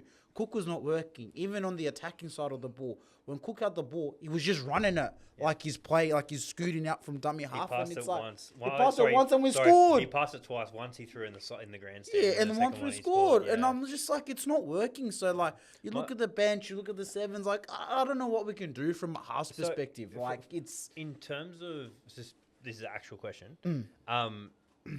Jacob Little was probably your player of the year last year. I don't agree with what's happening with Little at the moment. He's still their player of the year. He's been out every game he's played this year. He's probably been your best player when he comes on.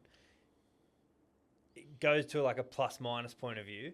When he's on the field, the Dragons probably not anymore after losing by 50, but he would have been one of the only players you'd probably have in the plus. Mate, he's While probably been the on the field plus all year. hundreds He's at the this only point, plus mate. that we have. Like, Yeah. So like, at what point does he pull the trigger And that's what Started. I think this is where I'm starting to say, like, with Shane, there's a lot of decisions he's making. He's just being stubborn with them. Like, and yeah, it's, agree.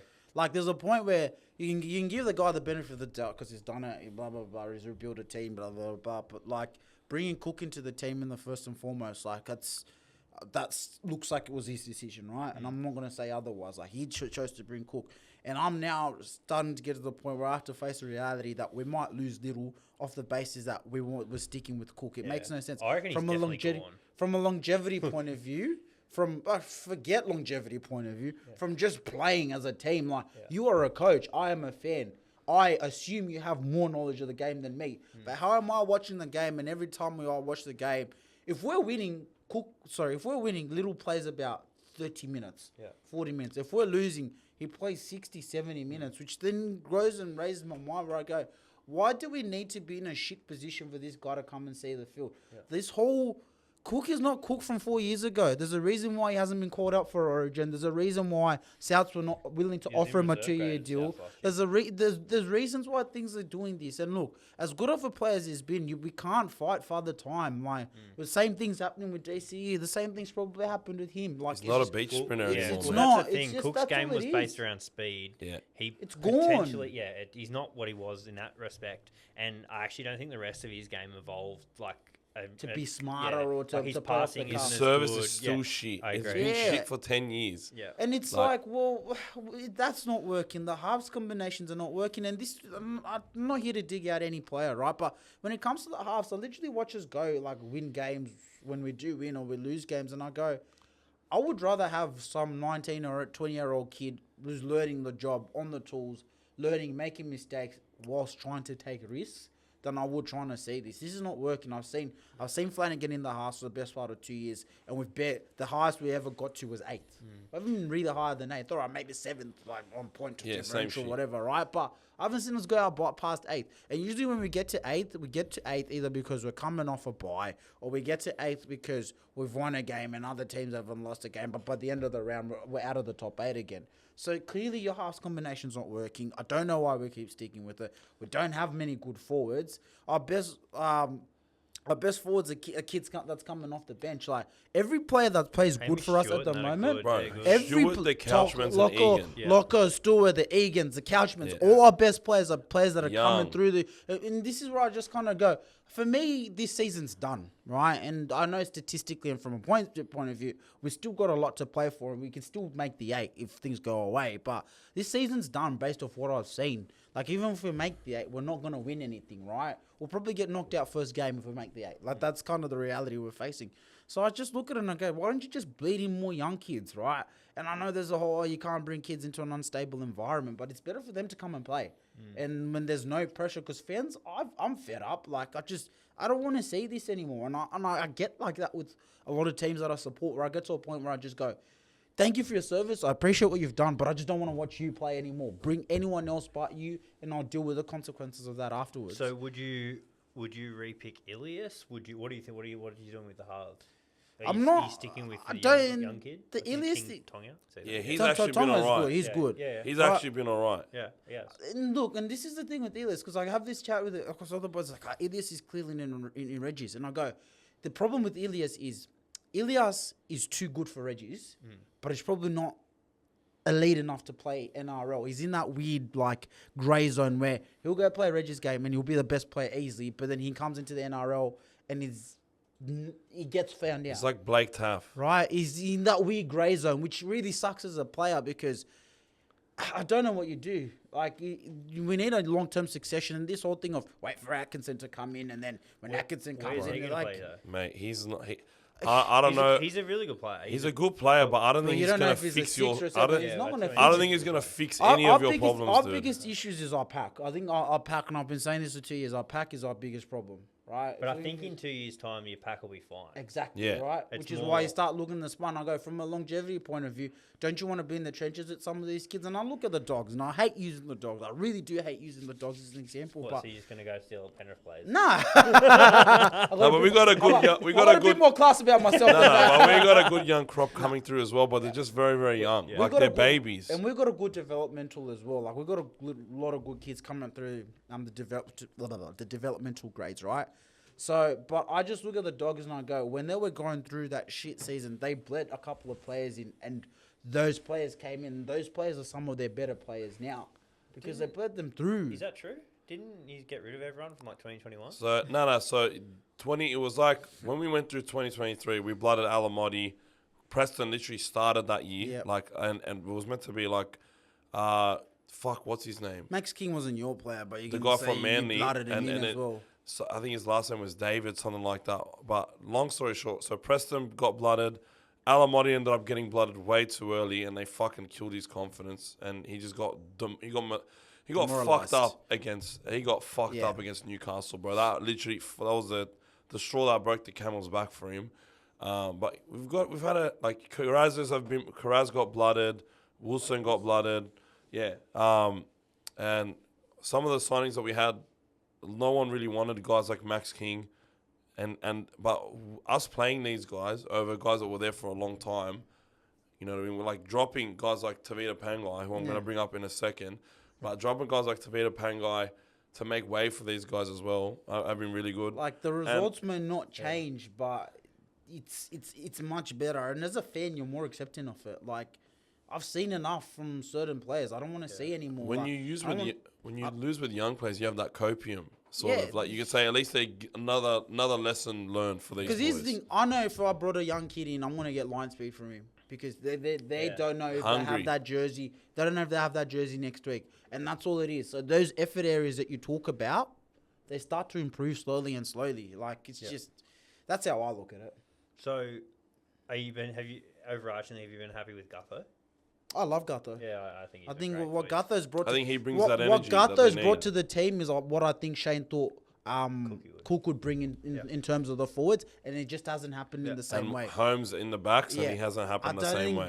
I think what Gutho is literally doing is what I think Shane thought. If I bring these two players in these two key spine positions, I know Holmes is not in a spine position, but if I bring these two players in a spine position, they can galvanise the team and bring the team up. And I think in his head he goes, if Cook can play like Cook like 5 years ago, then we get front roll, edge roll, you bring on Little, he comes and plays off the back of that, we'll be fine. And it's not working the way he's probably envisioned on paper. Yeah, bro. And look, I think Little will feel a bit I'd be hard pissed done off. by I'd be because pissed they off. brought in Cook. Where do you reckon he'll go, Perth?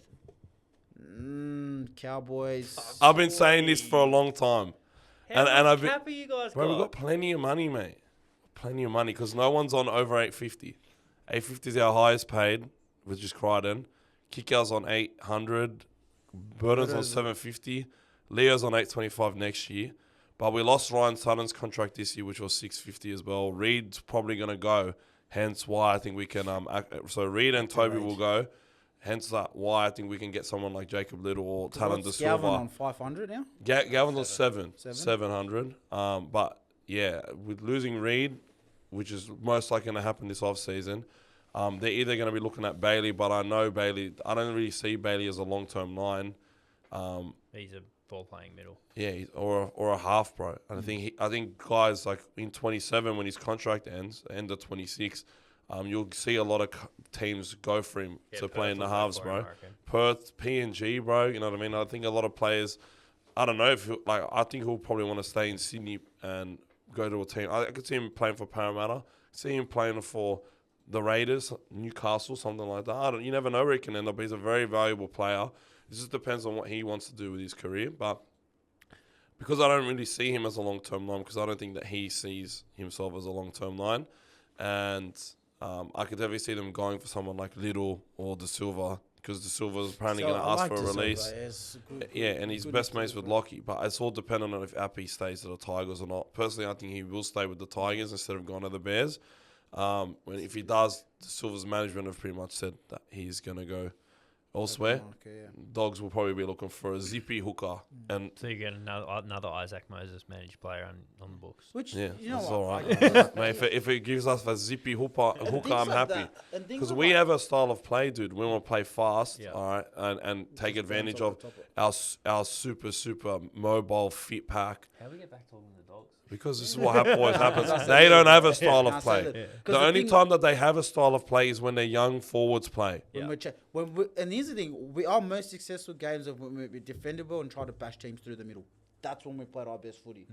Which I don't know if that's what Shane's trying to play, but we've played our best footy when we just roll through the middle. Yeah, I think because we've got a big pack, but I don't know if it's mobile, if it's fit enough.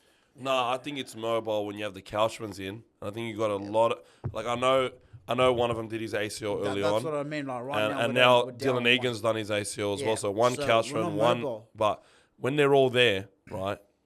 Like Loco gives you that big force. He's a fucking beast. I love Loco. All the guys that work with Helen, like you still got what's his name? Hame. He's a really good player, man, because he gives you that middle ground between mobility and brute force, right? And hopefully he makes a strong comeback off the back of his heart issues. But I think if you stick with that core of forwards, which I think will be very, very hard to do, because I think there's going to be a lot of expansion clubs going after these boys, mate, because these Gerringong boys especially, bro, fucking They're hard. just tough. Country. Have you ever played? Have you ever versed country teams in footy? I versed Endeavour once, mate. How it was just tough, tough players. Like they just country boys they're cracked in the head. Like I've versed country footy boys, and I'm just like, yous are actually cracked. Like I thought we played tough footy. Like you're just no nonsense. I'll come up, I'll get in your face, I'll hit you hard, I'll get up, I'll do it again. Oh, you hit me hard. There's I'm no come back bullshit, and hit mate. you. No fucking bullshit. No, nothing else. Whereas, No fucking bullshit, man. No fucking flick passes. None of this shit. Just fucking smash. Give me the ball. Just I'm gonna run smash the it. cunt. Just smash the cunt, bro. You know what though? If you look at that, I know the weekend was diabolical. Like that was just a game that you throw out, I think. But we have those games every season where there's one or two of them. Like it's not. But what I was going to get to is like he's lost a lot of games by like 1 or 2 points. I know. Yeah. Like I think 3. it's an execution thing at the end of the day. Like if you ice those games, like, If you had a 7, But that's what I mean. Like, I actually don't think he's that far. No. Like, I don't think it's that bad. I don't think it's that bad, but I think it just gets amplified because it's just been a consistent cycle of doing this. Even last year, I remember that I was gone off at Lomax because we had a lot of games where we scored more tries than the other team, yet still lost the game because we weren't converting our kicks. Like this has been a constant issue for the last 2 years. It's not just Windy?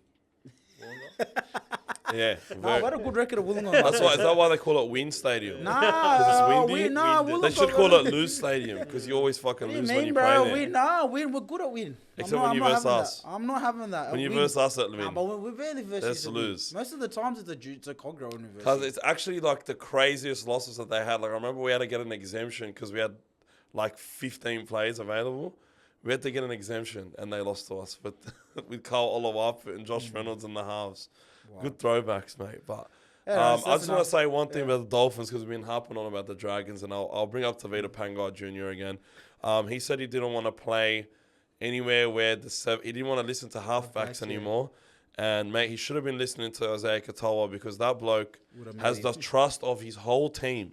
And for a kid that's 21, 20 years old to have the trust of his entire fucking team, to steer them around the park, and he's very, very good at identifying like weaknesses and chinks in the armor, bro.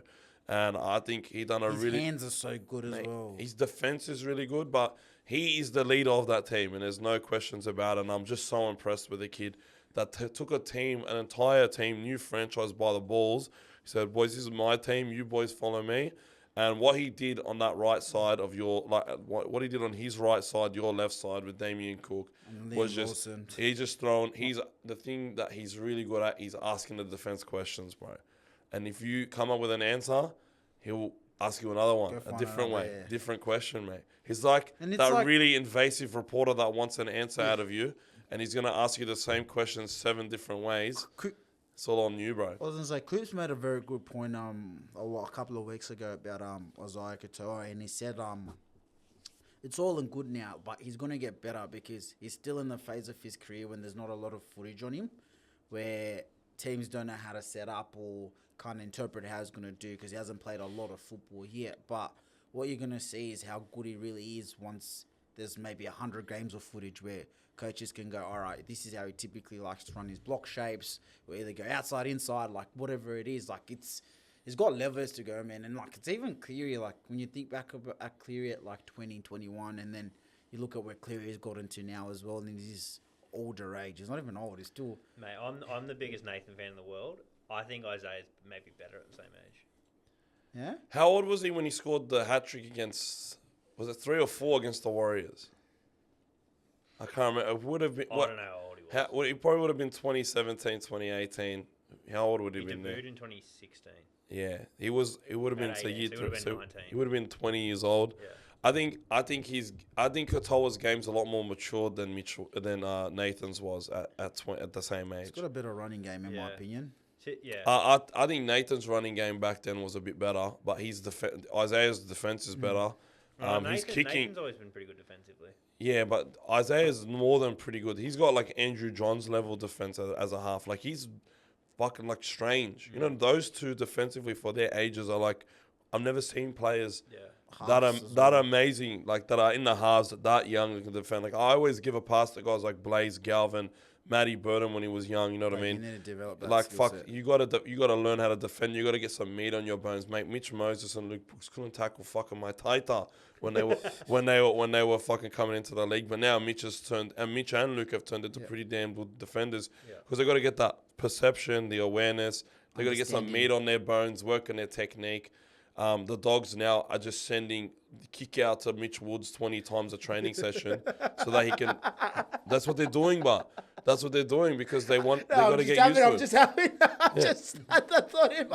But they got to get it. They got to get him learning, mate. They got to get him learning, and that's what, mate. Isaiah's tackling like a fucking back rower, dislodging the ball, fucking cunts up, bro. Like there are people that get hit by Isaiah Katoa, and they didn't even, like I think it was Lindsay Smith. Got smashed by Isaiah Katoa, and he didn't even know who he got hit by. You know what I mean? He's a special talent, Katoa, and I just see an IQ that's just, he's so calm, bro. He's got so much time whenever he touches the ball. That's a special player, and that's somebody that brother, you have to lock this cunt up as soon as possible, because if there's an expansion team that wants to start with a player, if you went and gave one of the expansion teams one player to pick from that's under the age of 23, he'd be number one on pretty much everyone's list. I agree. You know what? A quick shout out as well to how well Cody Nicaraema's played this year. I love Cody. I think he's been awesome. He's actually been so much better than I thought he would be. Even last year, he was good. He has his shit games, right? For sure, he has his shit games, but he hasn't had one very soon. But I think he hasn't had one very recently. Herbie's killing it. Herbie's killing it, mate. I got him in Supercoach. I'm a happy man. He's just. I've had him all year, mate. He just fucking doesn't stop, mate. You got to respect it. For a guy that came from Manchester, you'd expect it to be a cat like all of Manchester United, but nah, he's a gun, mate. But I think with Katoa, so a lot of players, they hit the ground running and they just get to his third year. I think he's in his third year now, right? Yeah. He usually goes. He debuted around one of the Dolphins, Yeah, so usually goes fucking good year, rookie year, shit sophomore year. Then they learn their lessons and they have sophomore slump. Yeah. I don't think the sophomore slump really exists, but typically that's what people think, right? And the third year they have a good experience now, like in the NRL. Because you've got to go back to his Broncos days as well. Qatar. Oh, I thought we were talking about finalists still. Herbie. Oh, I don't know. I'm lost. Who are we now. talking about? I thought we were talking about Herbie. Sorry, I was talking about. I was talking about Katoa. Oh, sorry. Sorry. No, 'cause you he said Herbie. I thought we were talking about... I was talking about Katoa. Yeah, Sorry if I made everybody lose it. Herbie's been mate, but I was just trying to say that when you have a young player, they usually go good year, rookie year, a bit of a dip because people figure you out. Sort of figure you out. And then third year, you see what they're made of, right? I still think there's a big drop off. Like all things are all fine and dandy now for Katoa, but I think for him to truly go to the next level, he has to have like a setback or a couple of months where he sort of gets figured out, because there isn't too much game plan on him. That's what and he's got to go through that bat. Like he's not going to be perfect all the way through, but these are the bad times and the times that you're getting belted. They make you a better player. Yeah, they make you a better player if your mentality is going to allow you to overcome it. Right, and that's where we're going to truly see Katoa come into his own light and reach those heights if he can get through that next rough patch that will happen. And if it could be a long one, it could be a short one, but it's all about how he responds to it. And I think he'll respond in a favourable way. Now, boys, enough about the fucking the Dragons game and Dolphins game. We had the Waz, mate. I'm sorry, Waz fans. I had a Holy Communion and a birthday on this night, so I did not watch the game live. I've watched it now, and I was very, very impressed, but also very disappointed about the Sharks. Time again, they just trick everybody, bro. They just trick everybody into saying, oh, yeah, we beat Melbourne, we're a good team. And then they go versus another good team, and they get beached. No, the Waz are the real deal, man. I think, like, one thing I want to touch on here, and no one has spoken about this in everything I've listened to, the impact that it's not driven by stats. It's not driven by even being on the field he hasn't played every game. But the impact that James Fisher-Harris has brought to the Warriors shows you he's come from a team that's made 5 grand finals in a row and won 4 of them. He's come in, and then now this team's equal first or second, I think now. Yeah. Like, it's third, I think, but yeah. Sorry. Whatever. Yeah, same shit. So if you go back, last year was a write-off. If you look at 2023, their 3 best players, I think Tohu Harris won their Player of the Year, SJ Nelly won the Daily M, and should have won it as well. And Adam Fanua-Blake was the 3rd best player that year. They've lost all 3 of them since then, and then this year I think they're better. Like there's so much nuance to what he brings to a team. It's mana, it's all this stuff that he sort of speaks to and preaches to, but he's brought the best out of everyone. He's got aura, bro. To your point, first year good, sophomore year, third year. Yeah, with Webster, that's basically how it's gone. We had this conversation yesterday. I think Fisher's played a big role in the mentality shift. I think because he's the fucking leader of this team. Is he captain? Yeah. Co-captain, yeah. Him and Barnett. Yeah, him, bro. If there's anyone in the world you want bloody being your captain and co-captain, it's those 2 fucking psychopaths, because they play the game the same. They play the game with the same level of toughness, consistent every single game. But I was saying, because James Fisher-Harris has missed 5 games or 4 games this year, And there's one guy that's played in pretty much every game, and he's been signing Aaron of the Clark. season, and no one's really talking about it. But like Aaron Clark, discussed this, yeah. we discussed this last night, mate. Aaron Clark has been the signing of the season They speak by a highly of him fucking there. country mile. I think he's the most improved player ever. Like, year on year. yeah, Even from this the guy back end was last year at the Titans, like he started looking like a decent player, and then obviously with what's his name, Tohu Harris retiring, you didn't know how that would go, but Yeah. it's just such a different ball, like lock forward that I think it just suits the style of footy they're just trying to play now. And I don't know if it's like they changed because of the player personnel they have, or Webster saw like this might be a more effective way of going forward, whatever it is. So, but he's been immense, man. bro. He came in to replace Jazz. You know what I mean? Like they were. I imagine that they fully thought Jazz and Aaron would shore up that lock spot. And then Aaron was so good that they let Dylan Walker walk, bro. So the Bold brothers from 2023 both gone as well. All right, and mate, Aaron has just been a fucking force, man. And that guy, everything that the team needs, he does. He's got soft hands. He makes mad meters. He would be a bitch to tackle because those shorter, sort of stumpy forwards were always the ones that I struggled with the most. The ones that have tree trunks for legs and have mad leg drive and mad effort, mate. I would hate tackling guys like that. He also has mate. mad line speed. Line speed, and so does all of this Warriors team. And Chanel, mate, Chanel and Luke Yeah, and Metcalf, Lukey Metgoat, he's on fire. mate. And Chanel, bro, his defense is his best part of his game, but his attack is done around that as well.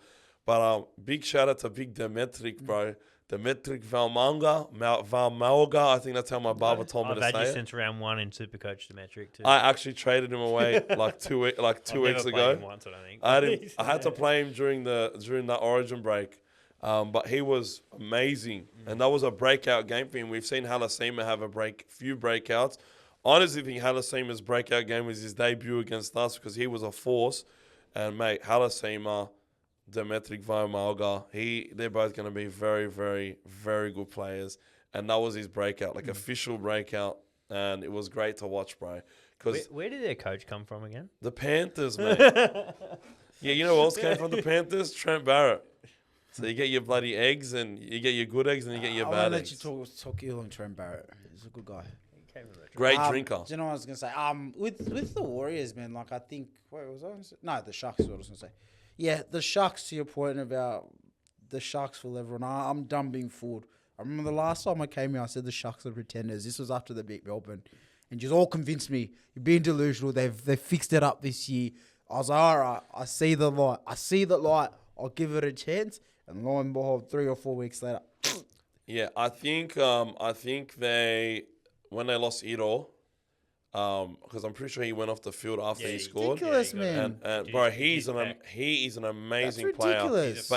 But him. No, that's ridiculous. No, I'm no, sorry. Him I'm and not- Harodi, yeah. when they just target Harodi, he can't fucking catch a high ball. Fair enough, I think but- when they're at full strength, they can beat good teams, but But they that's just the, pretend. how many times do you go through a season at full strength the whole time? Yeah, There's never. origin, there's injuries. you're never there's- at full strength. You're never ever going to have full But strength. So you that can't team keep going. with and without also- Ito is a big difference, but No, he's can I a just man's. say, they have no excuse around this period. They've got no one out for Yeah, Origin and fuck stuff. no excuses. They're the most stacked team origin-wise. I know. Like, But you could see the difference when Ito went off than when he was on, and he's Agree. been. But he, it's not like he Ito is one of wasn't the best also- backs in the comp. bro. Fair enough, and I he's in that understand. New South Wales conversation I- as well. I- which Kiwi. is he Kiwi? I thought it was Yeah. a blue. no, it's No, Kiwi. his dad's a Kiwi legend, Kevin Hero. I fucking didn't know. This Fuck, is sorry. one of the points I was That's going why to he make. changed his name, But like, Kevin Leslie Hero. That's KL.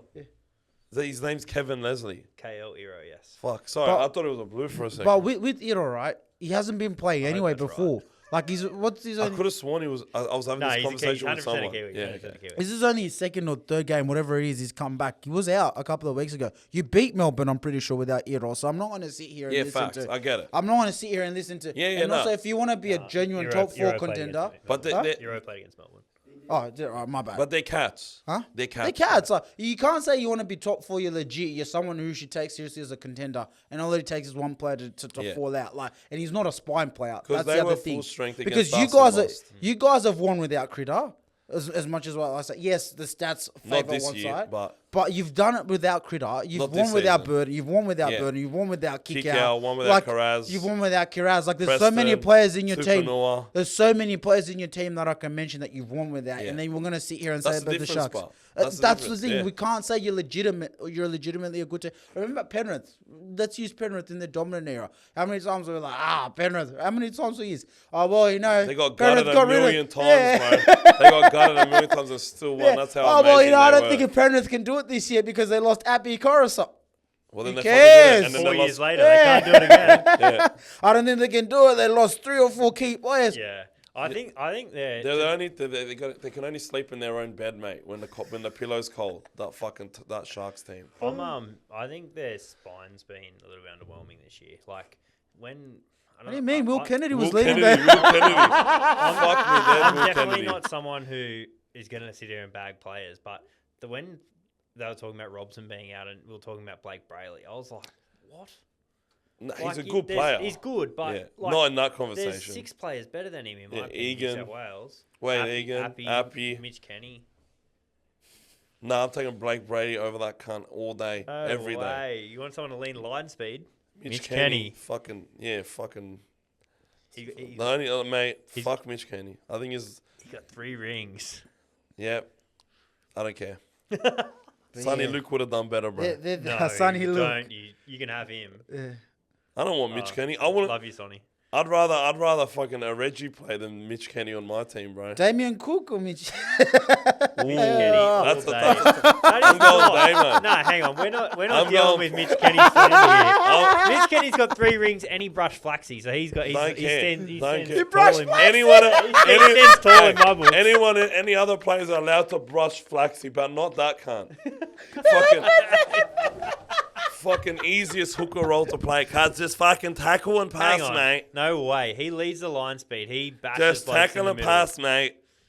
He bashes blokes in the What middle. do you? So can hang on, I- just to can go I back right, to... nigga? Nah, pass. Well, let's go back and to they're losing Apicorosia. They're going to lose. Mitch Yeah. Kenny's been outstanding that whole period. They It have just won shows a- that you can they have win with won a a- mid hooker, They have bro. won a premiership with Mitch Won Kenny, 3 of to them. be fair. Yeah, that's what I mean. Like, they It won. just shows that you can win with a mid hooker, bro. But, yeah. I How's don't Mitch know. doing You guys this year? wouldn't know. He's been great this year. He's in Origin chat. But that's why I say you can't use Mate, Origin chat, like not plural, singular. I've had more than one. Yeah, you're the only one talking about it, man. You're not talking about it with Flaxy. Because you're not allowed to mention him by name. Is there with anything else Flaxy. about the Sharks? Or But just it's just regular scheduled programming with those cunts, mate. But up to was, we got to rush through this Broncos Titans Yeah, do we game. have to talk about this? Yeah, mate. It's just did anyone? There's only one there good were thing about people it. picking The black Titans. kids, yeah, Yeah, good, yeah. their kid Oh, best kid, ever. best kid But in it's the NRL. second best I've ever seen besides our Vegas kit. The goals. The one that Flaxy wins in only. Because he's not gonna watch Actually, that here's thing. the thing: if you only win games when you're wearing that kit, why do you not wear it every game? What do you think What- of the past 2 weeks? What the fuck did you sell in Las Vegas? Did you sell your soul and implant it into that jersey or some I'll shit? let you know when we both go to Vegas. You think I'm going with you? I don't get it. I don't know. I don't get it. Hey, what I'm happens just- in Vegas stays in Vegas. Yeah, that's what I want to know what Oh, he yeah, did. fair. I just want to know what he did for that jersey to be because fuck, mate, you look like shit when you don't wear that jersey. Don't worry, I'll be wearing However, 17. Well, we're talking Yeah. about the Titans. the Titans and the Broncos, but the Broncos kit was amazing. We love a tangent here, man. We love going off script, off the record, just changing Oh, subject no, I'm left, the right, king of that. I center. love that. Sui, not a fan of it. Sui not a Oh, fan really? of that, man. He will just bring Nah, everybody Sui- back. Sui's We- such- the Sui's a dictator. Podcast would have ended. He's a dictator. Podcast would have ended Oh fucking my half an hour ago God. with Sui, mate. With Does Sui, this with stay in? Sui, These chronological ones. with Sui. Behind the camera, he'll be like, Hurry it up. Love you, Sui, but oh you. yeah. He literally said, just record a 1 hour episode. And I just saw TK on the thing. We're at 1 hour and 42 minutes. We're now, halfway mate. through. Mate, Don't find out if Sui was here. yeah, for sure. He lives in Windsor. You would have finished editing the whole thing. It would Bro, have I was been hungry. posted. I was hungry as fuck when I walked in here, and the hunger just goes away when I start yapping about rugby league, mate. But the Broncos versus Titans, I can't believe people were actually tipping the Titans here. I did. I think you did, but Yeah. you just wanted to be different, Yeah, Mitch. I I get it. I don't hold you to it. But the Broncos just dominated them from literally the first minute of the game. it was just free food for all of their centers and all of their edge players, and Reece Walsh at the end was the cherry on top, mate. And somehow Ezra Mam got picked in Origin off the back of this, just make it make sense. But the Titans, man, fuck is depressing. And mate, seeing Des Hasler just go and call everyone out in the press conference was the post game conference, bro. He was just fucking ripping into his players, bro. Yeah, he was not happy. And you want to talk about? Stays? I think he stays. Not like this season. Like I mean, long term. I think he stays, or he goes to like an expansion. I could see them getting rid of him for like Kevy Walters, and then Des goes to like PNG, bro. I reckon Des would love it in PNG. He seems like a guy that wouldn't care about living in a place like that. Mal took Perth, which I don't really rate too highly, but I don't know. I just don't think he's as good as a coach and GM as people think, mate. I think he's been handed a wealth of talent anytime he's been in a coaching position. Yeah, big time. But then when he went to the Titans, they were all right, as a GM. And I just think he's riding off. He's like the 08 Celtics, mate. He's just riding off the coattails of winning when they had the best team by a country mile. Yeah, he won 8 in a row, but we just fucking... I think a lot of coaches would have won 8 in a row, mate. That's not to take away from Mal, amazing player, but I just think... we had no answers for that team, full stop. Yeah. Like in personal... We could have had any coach and still lost that shit, bro. That's what I'm starting to think, but we got close a few times. But I just think Mal... I think he can do a good job, but they're acting like he's like Wayne Bennett, Gus Gould. Fuck no, bro. I just don't think he's anywhere near that level. And I'm keen to see how he does and who he targets. His first target is Api Coruscant. I rate it. I don't know. Leader, captain. Yeah, leader, captain, but for how many years, bro? You know what I mean? I think if you want to start, you're looking at, this is the first guy you want to start your franchise with. It's got to be someone that has some longevity, not a couple-year rental, because then you lose him. They could sign Cook. Yeah, fuck, man. It's the same. Like, the Appy's obviously better, but how many good years does Appy have? He'll be that leader, but if he's going to be an elite 9, I don't know how many years he can. 2 or 3. And how many more? He's played a lot of years, it's bro. It's also not even next year. It's the year after that. And the thing is, if you're going to be getting a 35-year-old Appy. And the other thing is, you're going to get someone like that. He's going to ask for big money, I'd assume, to go somewhere there. Like that. Like, so... From a salary cap perspective as well, like you're probably chucking a lot of money for someone that's not going to be there, who might not be at the peak, no longer be the best player. Like it's just a recipe for disaster. Yeah, I don't think that's the type of player that you target, bro. We're making a substitution, but not for Mitch. Now you're gonna have 2 Penrith guys in. Love your takes. Yeah, I can't say. Love your takes. He's gonna go cry. He's gone straight for the tissue box. Nah, I'll just call JC like I love you, bro. I love you too. See you, boys. Have a good week. See you, legend. You too, bro. Good to meet you, man. Easy as. Yeah, we're going to Penrith now. Oh, we're going on to the Penrith Broncos, game. good job. You bounced back. Broncos, you bounced back. Good job, mate. All right, mate. Titans, your season's done. Wrap it up. Mate, when BKR Sport is in fucking turmoil, sick of all the shit that your club's been dishing up, he's been going on rant after rant after rant. I've been watching every single one of his stories, because he's spinning facts, bro. They have the highest ticket prices, and they have to go. That's a joke, by the way. You got to go watch that shit. And the fans said that the Titans club went out and said that the Titans fans should be grateful. Fuck, mate, it's the other way around. The Titans need to be grateful that they have fans that actually rock up every week. Because fuck, mate, you do that. You play this. You're like this at a Sydney club, and you're fucking.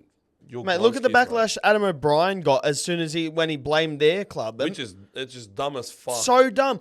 How you can't, like, and we didn't even speak about that, by the way, but Adam O'Brien, you are a fuckwit for saying that shit. I'm going to be straight up with you. Mate, you're a fucking idiot if you think if you think fans don't have a right to boo the shit that your coaching staff is making these players put up, bro. You have not been able to ramp up this fucking team all fucking year, but the cunts that fucking ramped it up were the fans booing him, bro. If the fans didn't boo, they would have never fucking won that game, bro.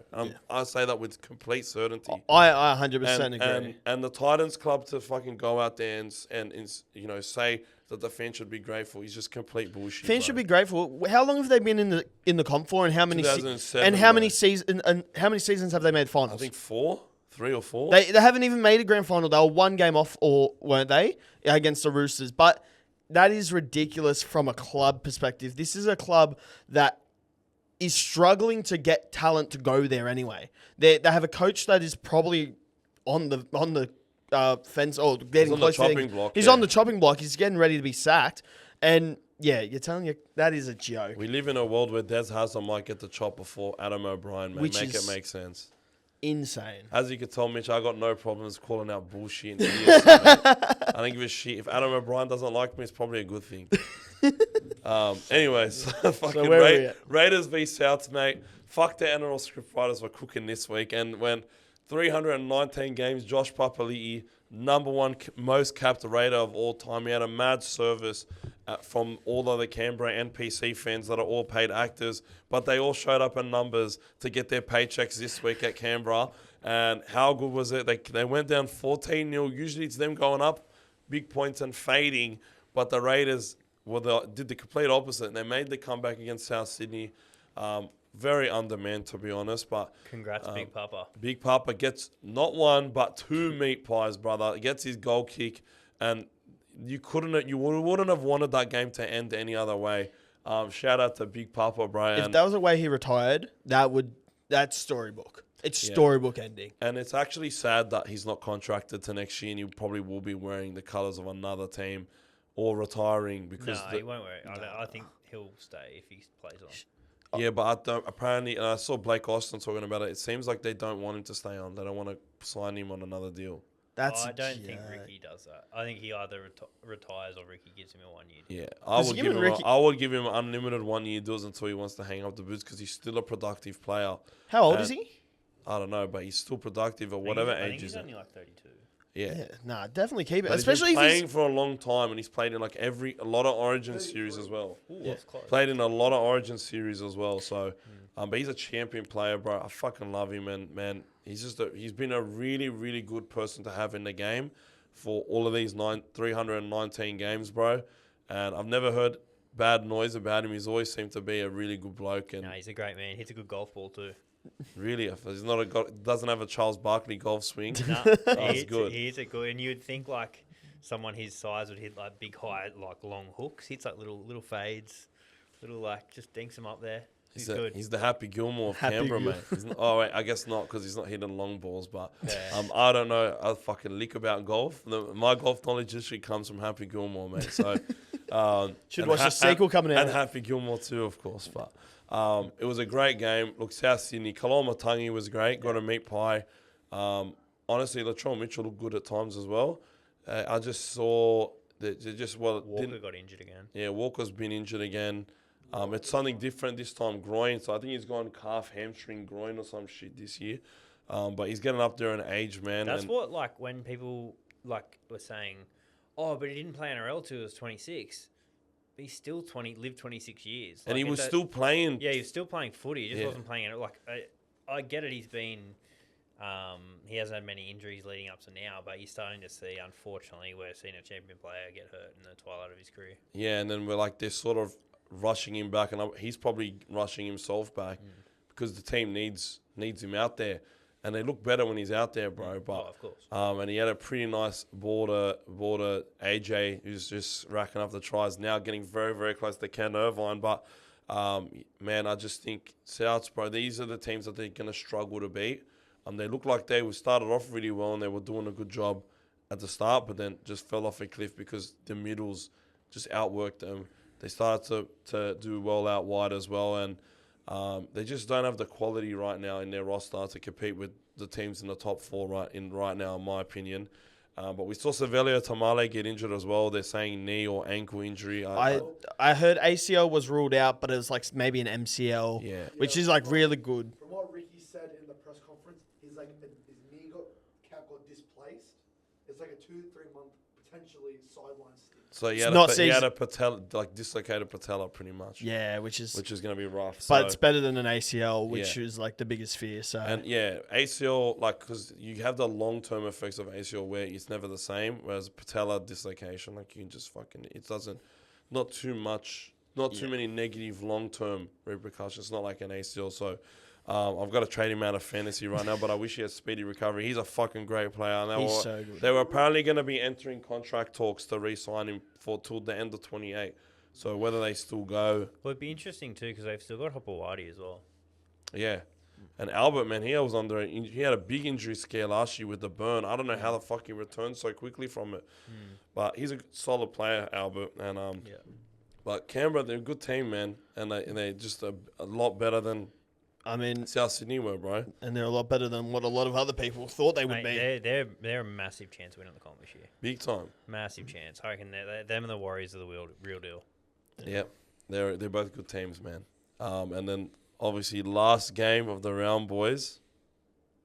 Your game. Or second Tears last at game. Tiger. Last game that we have to talk about. Last game chronologically. Yeah. Oh, Tears no, at Tiger Town. Last game we haven't touched on is the Panthers. We might keep this one a little bit short because they've got a bloody 38-minute episode talking about this shit. On the what was this podcast called again, boys? we're thinking Talking Cleary podcast. So Speaking Cleary, mate. Speaking Cleary. Was it Speaking No, it was Cleary? Talking Cleary. Talking Cleary. Whatever works better. But we did. It's still up in the air. We're open for feedback. I think that's a mad name, bro. Just roll with it. It's yeah. better than the Panthers podcast. It's a bit boring, Yeah, boys. it's a bit or the rank. poo poo or the The Centrelink Poo-Poo or Panthers. the The Centrelink podcast is pretty good, Did man. you watch the game? I did watch the game. I live streamed the game. It was fucking fun to watch, mate. Couple of dodgy calls, but really the only one that I really had a problem with was the Jerome Luai one on Nathan By the Cleary. rule book, is that a penalty? Absolutely fucking not. Shouldn't be a penalty at all. I don't even know what That's the not rule the book question says. asked. Well, I don't even know because he didn't tackle him late. He didn't tackle him high. And What was the penalty called for? What was it called for? Because obviously you tackling can't the kicker? Whatever the fuck it was called. danger. Yeah, so It's not dangerous, and it's not late, and it's not high. Okay. It was a fucking textbook. It was textbook kick pressure. He fucking hit him before he kicked the ball. Okay, at the end of the day, did that cost the Tigers the game? Well, you ended up scoring off that. no, we didn't. We got 2 points off that. Sorry, 2 points there scoring. So the 7-1 yardage penalties that the Tigers got. Don't slow down the penalty. Don't slow down the play the ball, mate. Mate, that was the thing. I'm not whinging about the I know, refs at all. I'm just what I'm saying- saying is there's 50-50 calls every game. Yeah. It all evens out. Yeah. It all evens out. Oh, the for fact sure. that the Tigers Joe are Sutton blaming, evened out today, with that sin bin. But I'm just saying the only one I had a problem with was that call. But Who do you think the better team was in the game? The Panthers. absolutely, so the best team. And But it wasn't by as big as a margin as you guys think. Like I don't think it was a like. Oh, resounding we dominant were. performance. I don't think it was No, dominant you were- at all. But it was a really was a tight great- game. it was bro. a gritty even performance. Yeah. we didn't even win possession. It was 51-49 possession to them. It was an even game. Like It I was think you very guys good. were slightly the better team, but the Tigers are actually pretty good as well. Yeah. Especially at times, like they were very, very close to beating you And guys. shout out. That fucking Dylan was it Dylan Edwards that? No, it wasn't Dylan Edwards. I think it's Scotty Sorensen. Yeah, that Scott try Sorensen, saver yeah. was Two try fucking savers, bro. amazing, dude. Like you very well could have lost Yeah, that if it game wasn't so- if and it that's- wasn't for Scotty. And like that is something that we have missed a lot this year. He's been out a lot of time. Like he came back last week, And it's a really short different up our team. edge, and then he's done the same thing this week. We also welcome back IPAP and Garner, who had good games. IPAP's put a lot of size on, man. He looked like a prop. Yeah, like I I was know. looking at him, I'm like, is that Isaiah Papali'i, number 19? Who the Yeah. fuck is that?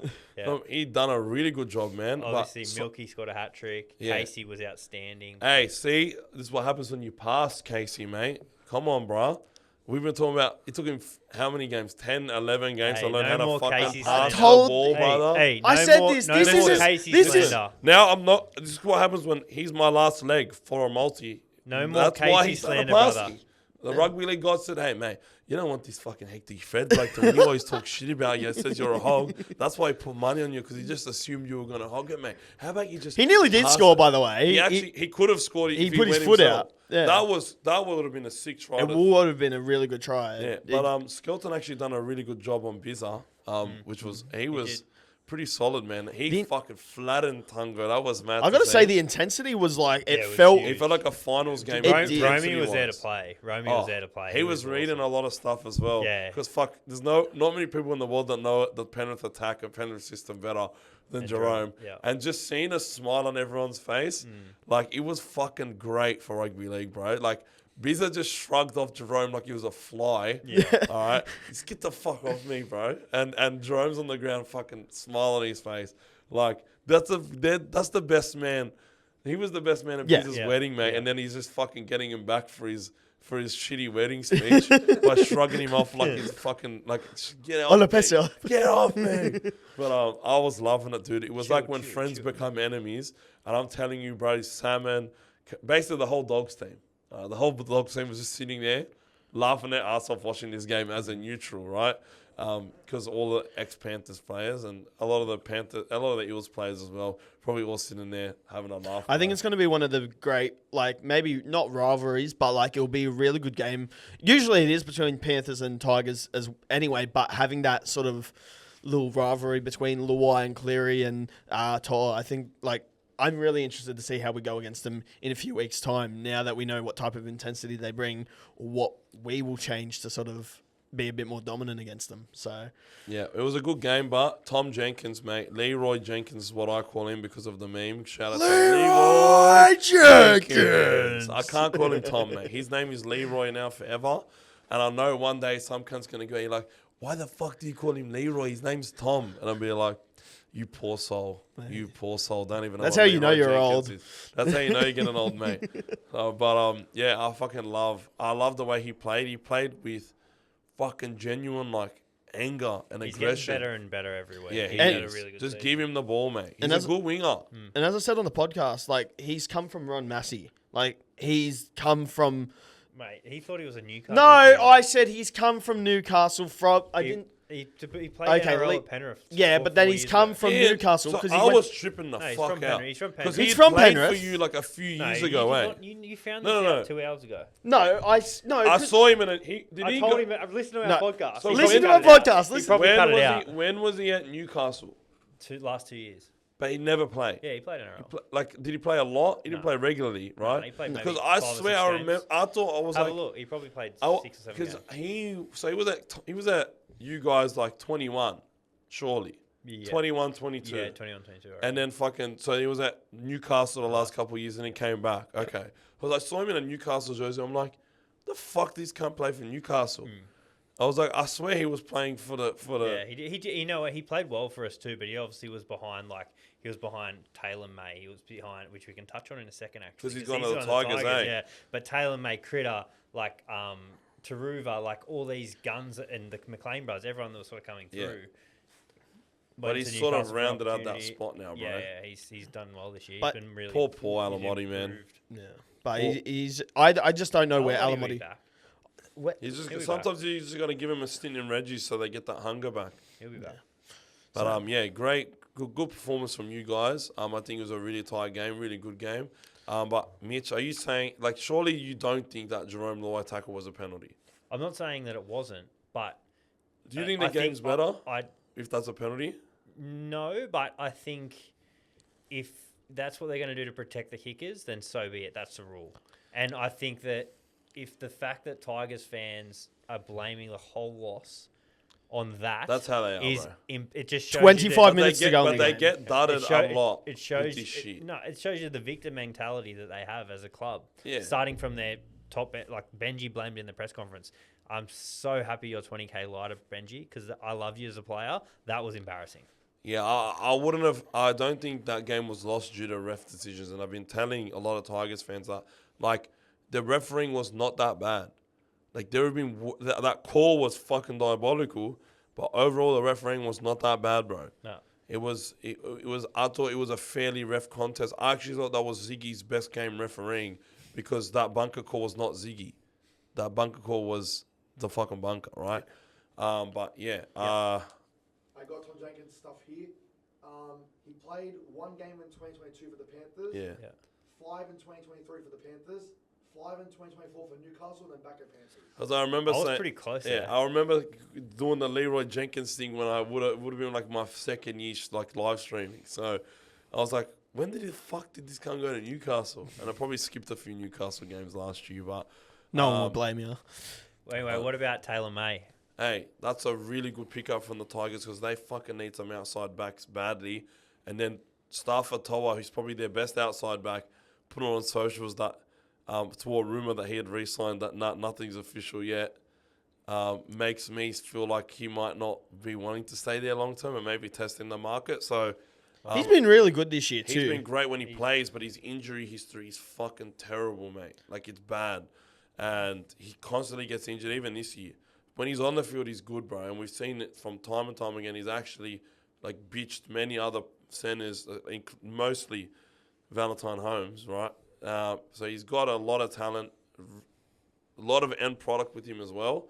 But it's just the games, bro. He's got to stay on the field. The best ability is availability. Righto, Willie. And Taylor May, fucking absolute gun of a player. And I know the Tigers boys rate him, and his brother would obviously have been pushing him to join the club. And I think it would be a good thing for him to be in that culture and that environment. And I think Benji will be a coach that I feel like he can get a lot out of him. And they've been, look. It'll be easier to film the podcast as well. Same schedule. 100%, mate. I'll be sharing their clips on my stories, that's for sure, bro, because I think that podcast is going to be hilarious, man. I just want to give a shout out to their older brother, Tyrone, mate, when the Challenge He just Cup won for the Challenge KR. Cup, yeah, bro. Him and shout out JWH. So all the Mays, mate, smiles on their faces, bro. So, but I think they really need some outside backs, the Tigers. So I think that's a really good signing. But if he went to, if he went to South Sydney, he probably would have been good too. But yeah, shout out to Taylor, bro. Shout out to Taylor. But boys, we probably got to wrap it up. We got tips for next week. I think there'll be a few buys next week, but There's only 5 games. yeah. It's a major buy round. Yeah, that's why I'm taking Friday off. I'm not streaming on Friday because I do not want to watch that game on Friday. But on Thursday, boys, I'll be streaming this game with John and Nick Bernard on their Kick channel. I'll be posting, doing a few posts as we get closer to it. But the Sharks versus Dragons derby, if you even want to really call it a derby, nobody really gets super hyped for it. But technically it is one. But boys, they'll get 5,000 there. yeah, it's about 5,500, I reckon, right at Shark Park. Round down 100. Yeah, the construction site. There'll be more people in the apartment buildings than the actual ground. Facts, bro. Give Facts. me the but Sharks. you going Sharks 1 to 12? Yeah. What did I go? I don't I think know. I went Sharks 1 to 12. I change my tips all the time. Yeah, I'm gonna go Sharks 13 plus here, but it depends I on think Edo. I went 13 plus on the other. What's Heroes out. Edo's potential injury? No, he done his Oh, pec. Never He's out mind. for an extended period. I got to sell him on Supercoach. Fuck, Peck's bad. I just brought him in for this week. Peck's bad. I actually brought him in for this week because I was versing a team in first, so that's a bit depressing. You're versing me too. I don't know if I I won. wasn't even looking at that league. I think I'm first in that league and haven't even been trying, and I joined late. So sorry, Alright, Flax. alright. Just I want to fact check that. Just saying. I I wanna- don't know. But Next. yeah, I'm going Shark. I'll go Sharks 1 to 12, mate. I'll go. We got Titans versus Manly on Friday. I'm Who skipping this one. cares? Um, Manly. surely you win. Surely Manly, you win this one, mate. DC is staying in. And Tommy Turbo should be back. Yeah. I'm going Manly 13 plus. I'm gonna go Manly 20. 13 plus as well. 20 plus, You think's Manly. Manly? Watch the Titans win this one, mate. It's a lot. I'm just saying, if Titans win this one, alarm bell's got to be ringing, mate. We've got Knights versus Roosters, Mac Jones Stadium, Saturday, 5:30. Yeah, snooze fest. This is I'll gonna go. Give me the Roosters. Might come back though. Yeah, He was I- played Oh, Reggie's. Yeah, I I did- Roosters. He played Reggie's. I did see that. Roosters, yeah. I like Roosters 1 to 12. I like Roosters He had 1 to Knights 12 in as the well. Did I? No, He went Knights. I don't think I did. Mate. Give me. Too many sleepless nights, mate. This bloke. Big Fucking. I'm going Roosters 1 to 12, mate, because the nice defense is actually all right. Yeah, 1-12. Who's gonna be their fullback, but without Kalen? Fletcher. Fletcher Sharp. Fletcher Sharp. Fuck, that's That's why pretty- Hastings is playing. 'cause He's, they've got- that's gonna be good, Yeah. bro. I can't wait to see that. And Hastings technically against his old club. Hmm. North Queensland Cowboys versus Dolphins. I don't know why the fuck they'd schedule this during Origin, but mate, I'm probably gonna go to the Dolphins again here. I want the Without- Cowboys. I'm going Dolphins. I'm going Dolphins 13 plus. It'll be a here, high mate. scoring game, I reckon. Yeah, they're missing Hammer, I'm but gonna say- they got Katoa, I'm bro. going to say over 48 points and Dolphins win. I'll be high scoring. I think Cowboys without Dean, and that's a Yeah, that's a big one, bro. big loss. Oh, I That's why I forgot said about Dolphins. that. And Nanai and Cotter. Yeah. That's a few losses. That I that forgot about that. that team without those players is gonna be pretty dreadful. Yeah. But Here I'll we probably go. be Clifford When, and when I Purdue. called out the tips earlier, Flaxy goes, "No, I don't think I went them," and he kept changing because he had Mate, different podcasts. Flaxy- and different things. Mate, Do you expect anything less from this bloke? shut the fuck up. Like, tips haven't. All right, relax. Mate, we're- Don't have a we're- cry, mate. I'll get you the fucking chip. You can eat it. You want to do that? We're recording on Mondays. I'll change it by Wednesday. He's- All right, Tigers fan Dolphins. right now. I got Dolphins 13 plus. Yeah. Dolphins 13 plus. Yeah. Okay, everybody. Look No, at me I back in didn't- the no, Dolphins. I said Dolphins and over 48 points in the game. That's fair enough. That's fair enough. And look, Acor, Dogs versus South Sydney. Give me South Sydney. Yeah, I have South. Yeah, I really don't even know. Fuck, we're not gonna have Burden or Crichton or Tupanua or King. Well, I think everything's bullshit. He's going to play this week. No, he's fucked. He'll be gone for 6 weeks minimum. Who? I reckon. The club hasn't said nothing I about reckon it. 4 to 6 What weeks. happened? If he's re-aggravated his hamstring injury for the second time this year, there's no way they'll risk him. But Lockie will play 6 though. Yeah, I'm actually so keen to see this, and we get Jacob Preston back. So I think I actually am, but the Kaloma tongue is going to be G'd up. Then I have Latrell, but then they'll just get dry grey. It's a very tight one. I think I'm going to back the Dogs 1 to 12. I'm going South. Yeah, keeping South. And that takes a lot for me to back South. Fuck yeah. Nothing like an Origin impacted game, right? But yeah, that's it for the week, boys. Very long episode. A lot of yapping. Maybe we cuss on video. I don't even know, mate. But I had a good time. It was good fun. Did you Thank have you, a good mate. time? Grateful. Flaxy had a good time for 5 minutes. But yeah, it was just the fucking office of the NRL podcast this week, mate. Just a lot of cringe and awkward silence and a lot of banter going back and forth. But mate, different type of episode this week. Straight off the back of a fucking game. Like I literally came from the game, went home, got a jacket because I didn't have a fucking jacket this week because I left the house and it was sunny to go watch Mitch Woods playing in Cup. And then by the time it was halftime, it was pissing down rain and I'm going to get fucking pneumonia. So I went and got a jacket and I came straight here. So apologies if we're fucking bit. Drop your bit comments weird and give today, us some mate. feedback as well. Yeah. Appreciate everyone. And say Mitch, we got to say, we got to rate Mitch on a scale of 1 to 10 how beautiful he looks today. Because for me, we're looking around 9 or 10 today. Mate, Out he's of the best 100 looking maybe. podcaster in the studio, I tell you. 100%, mate. Flax would be a good judge of that, mate. Pause. Love you, boys. Thanks, boys. Up the Cheers, Dogs. guys. Thank you.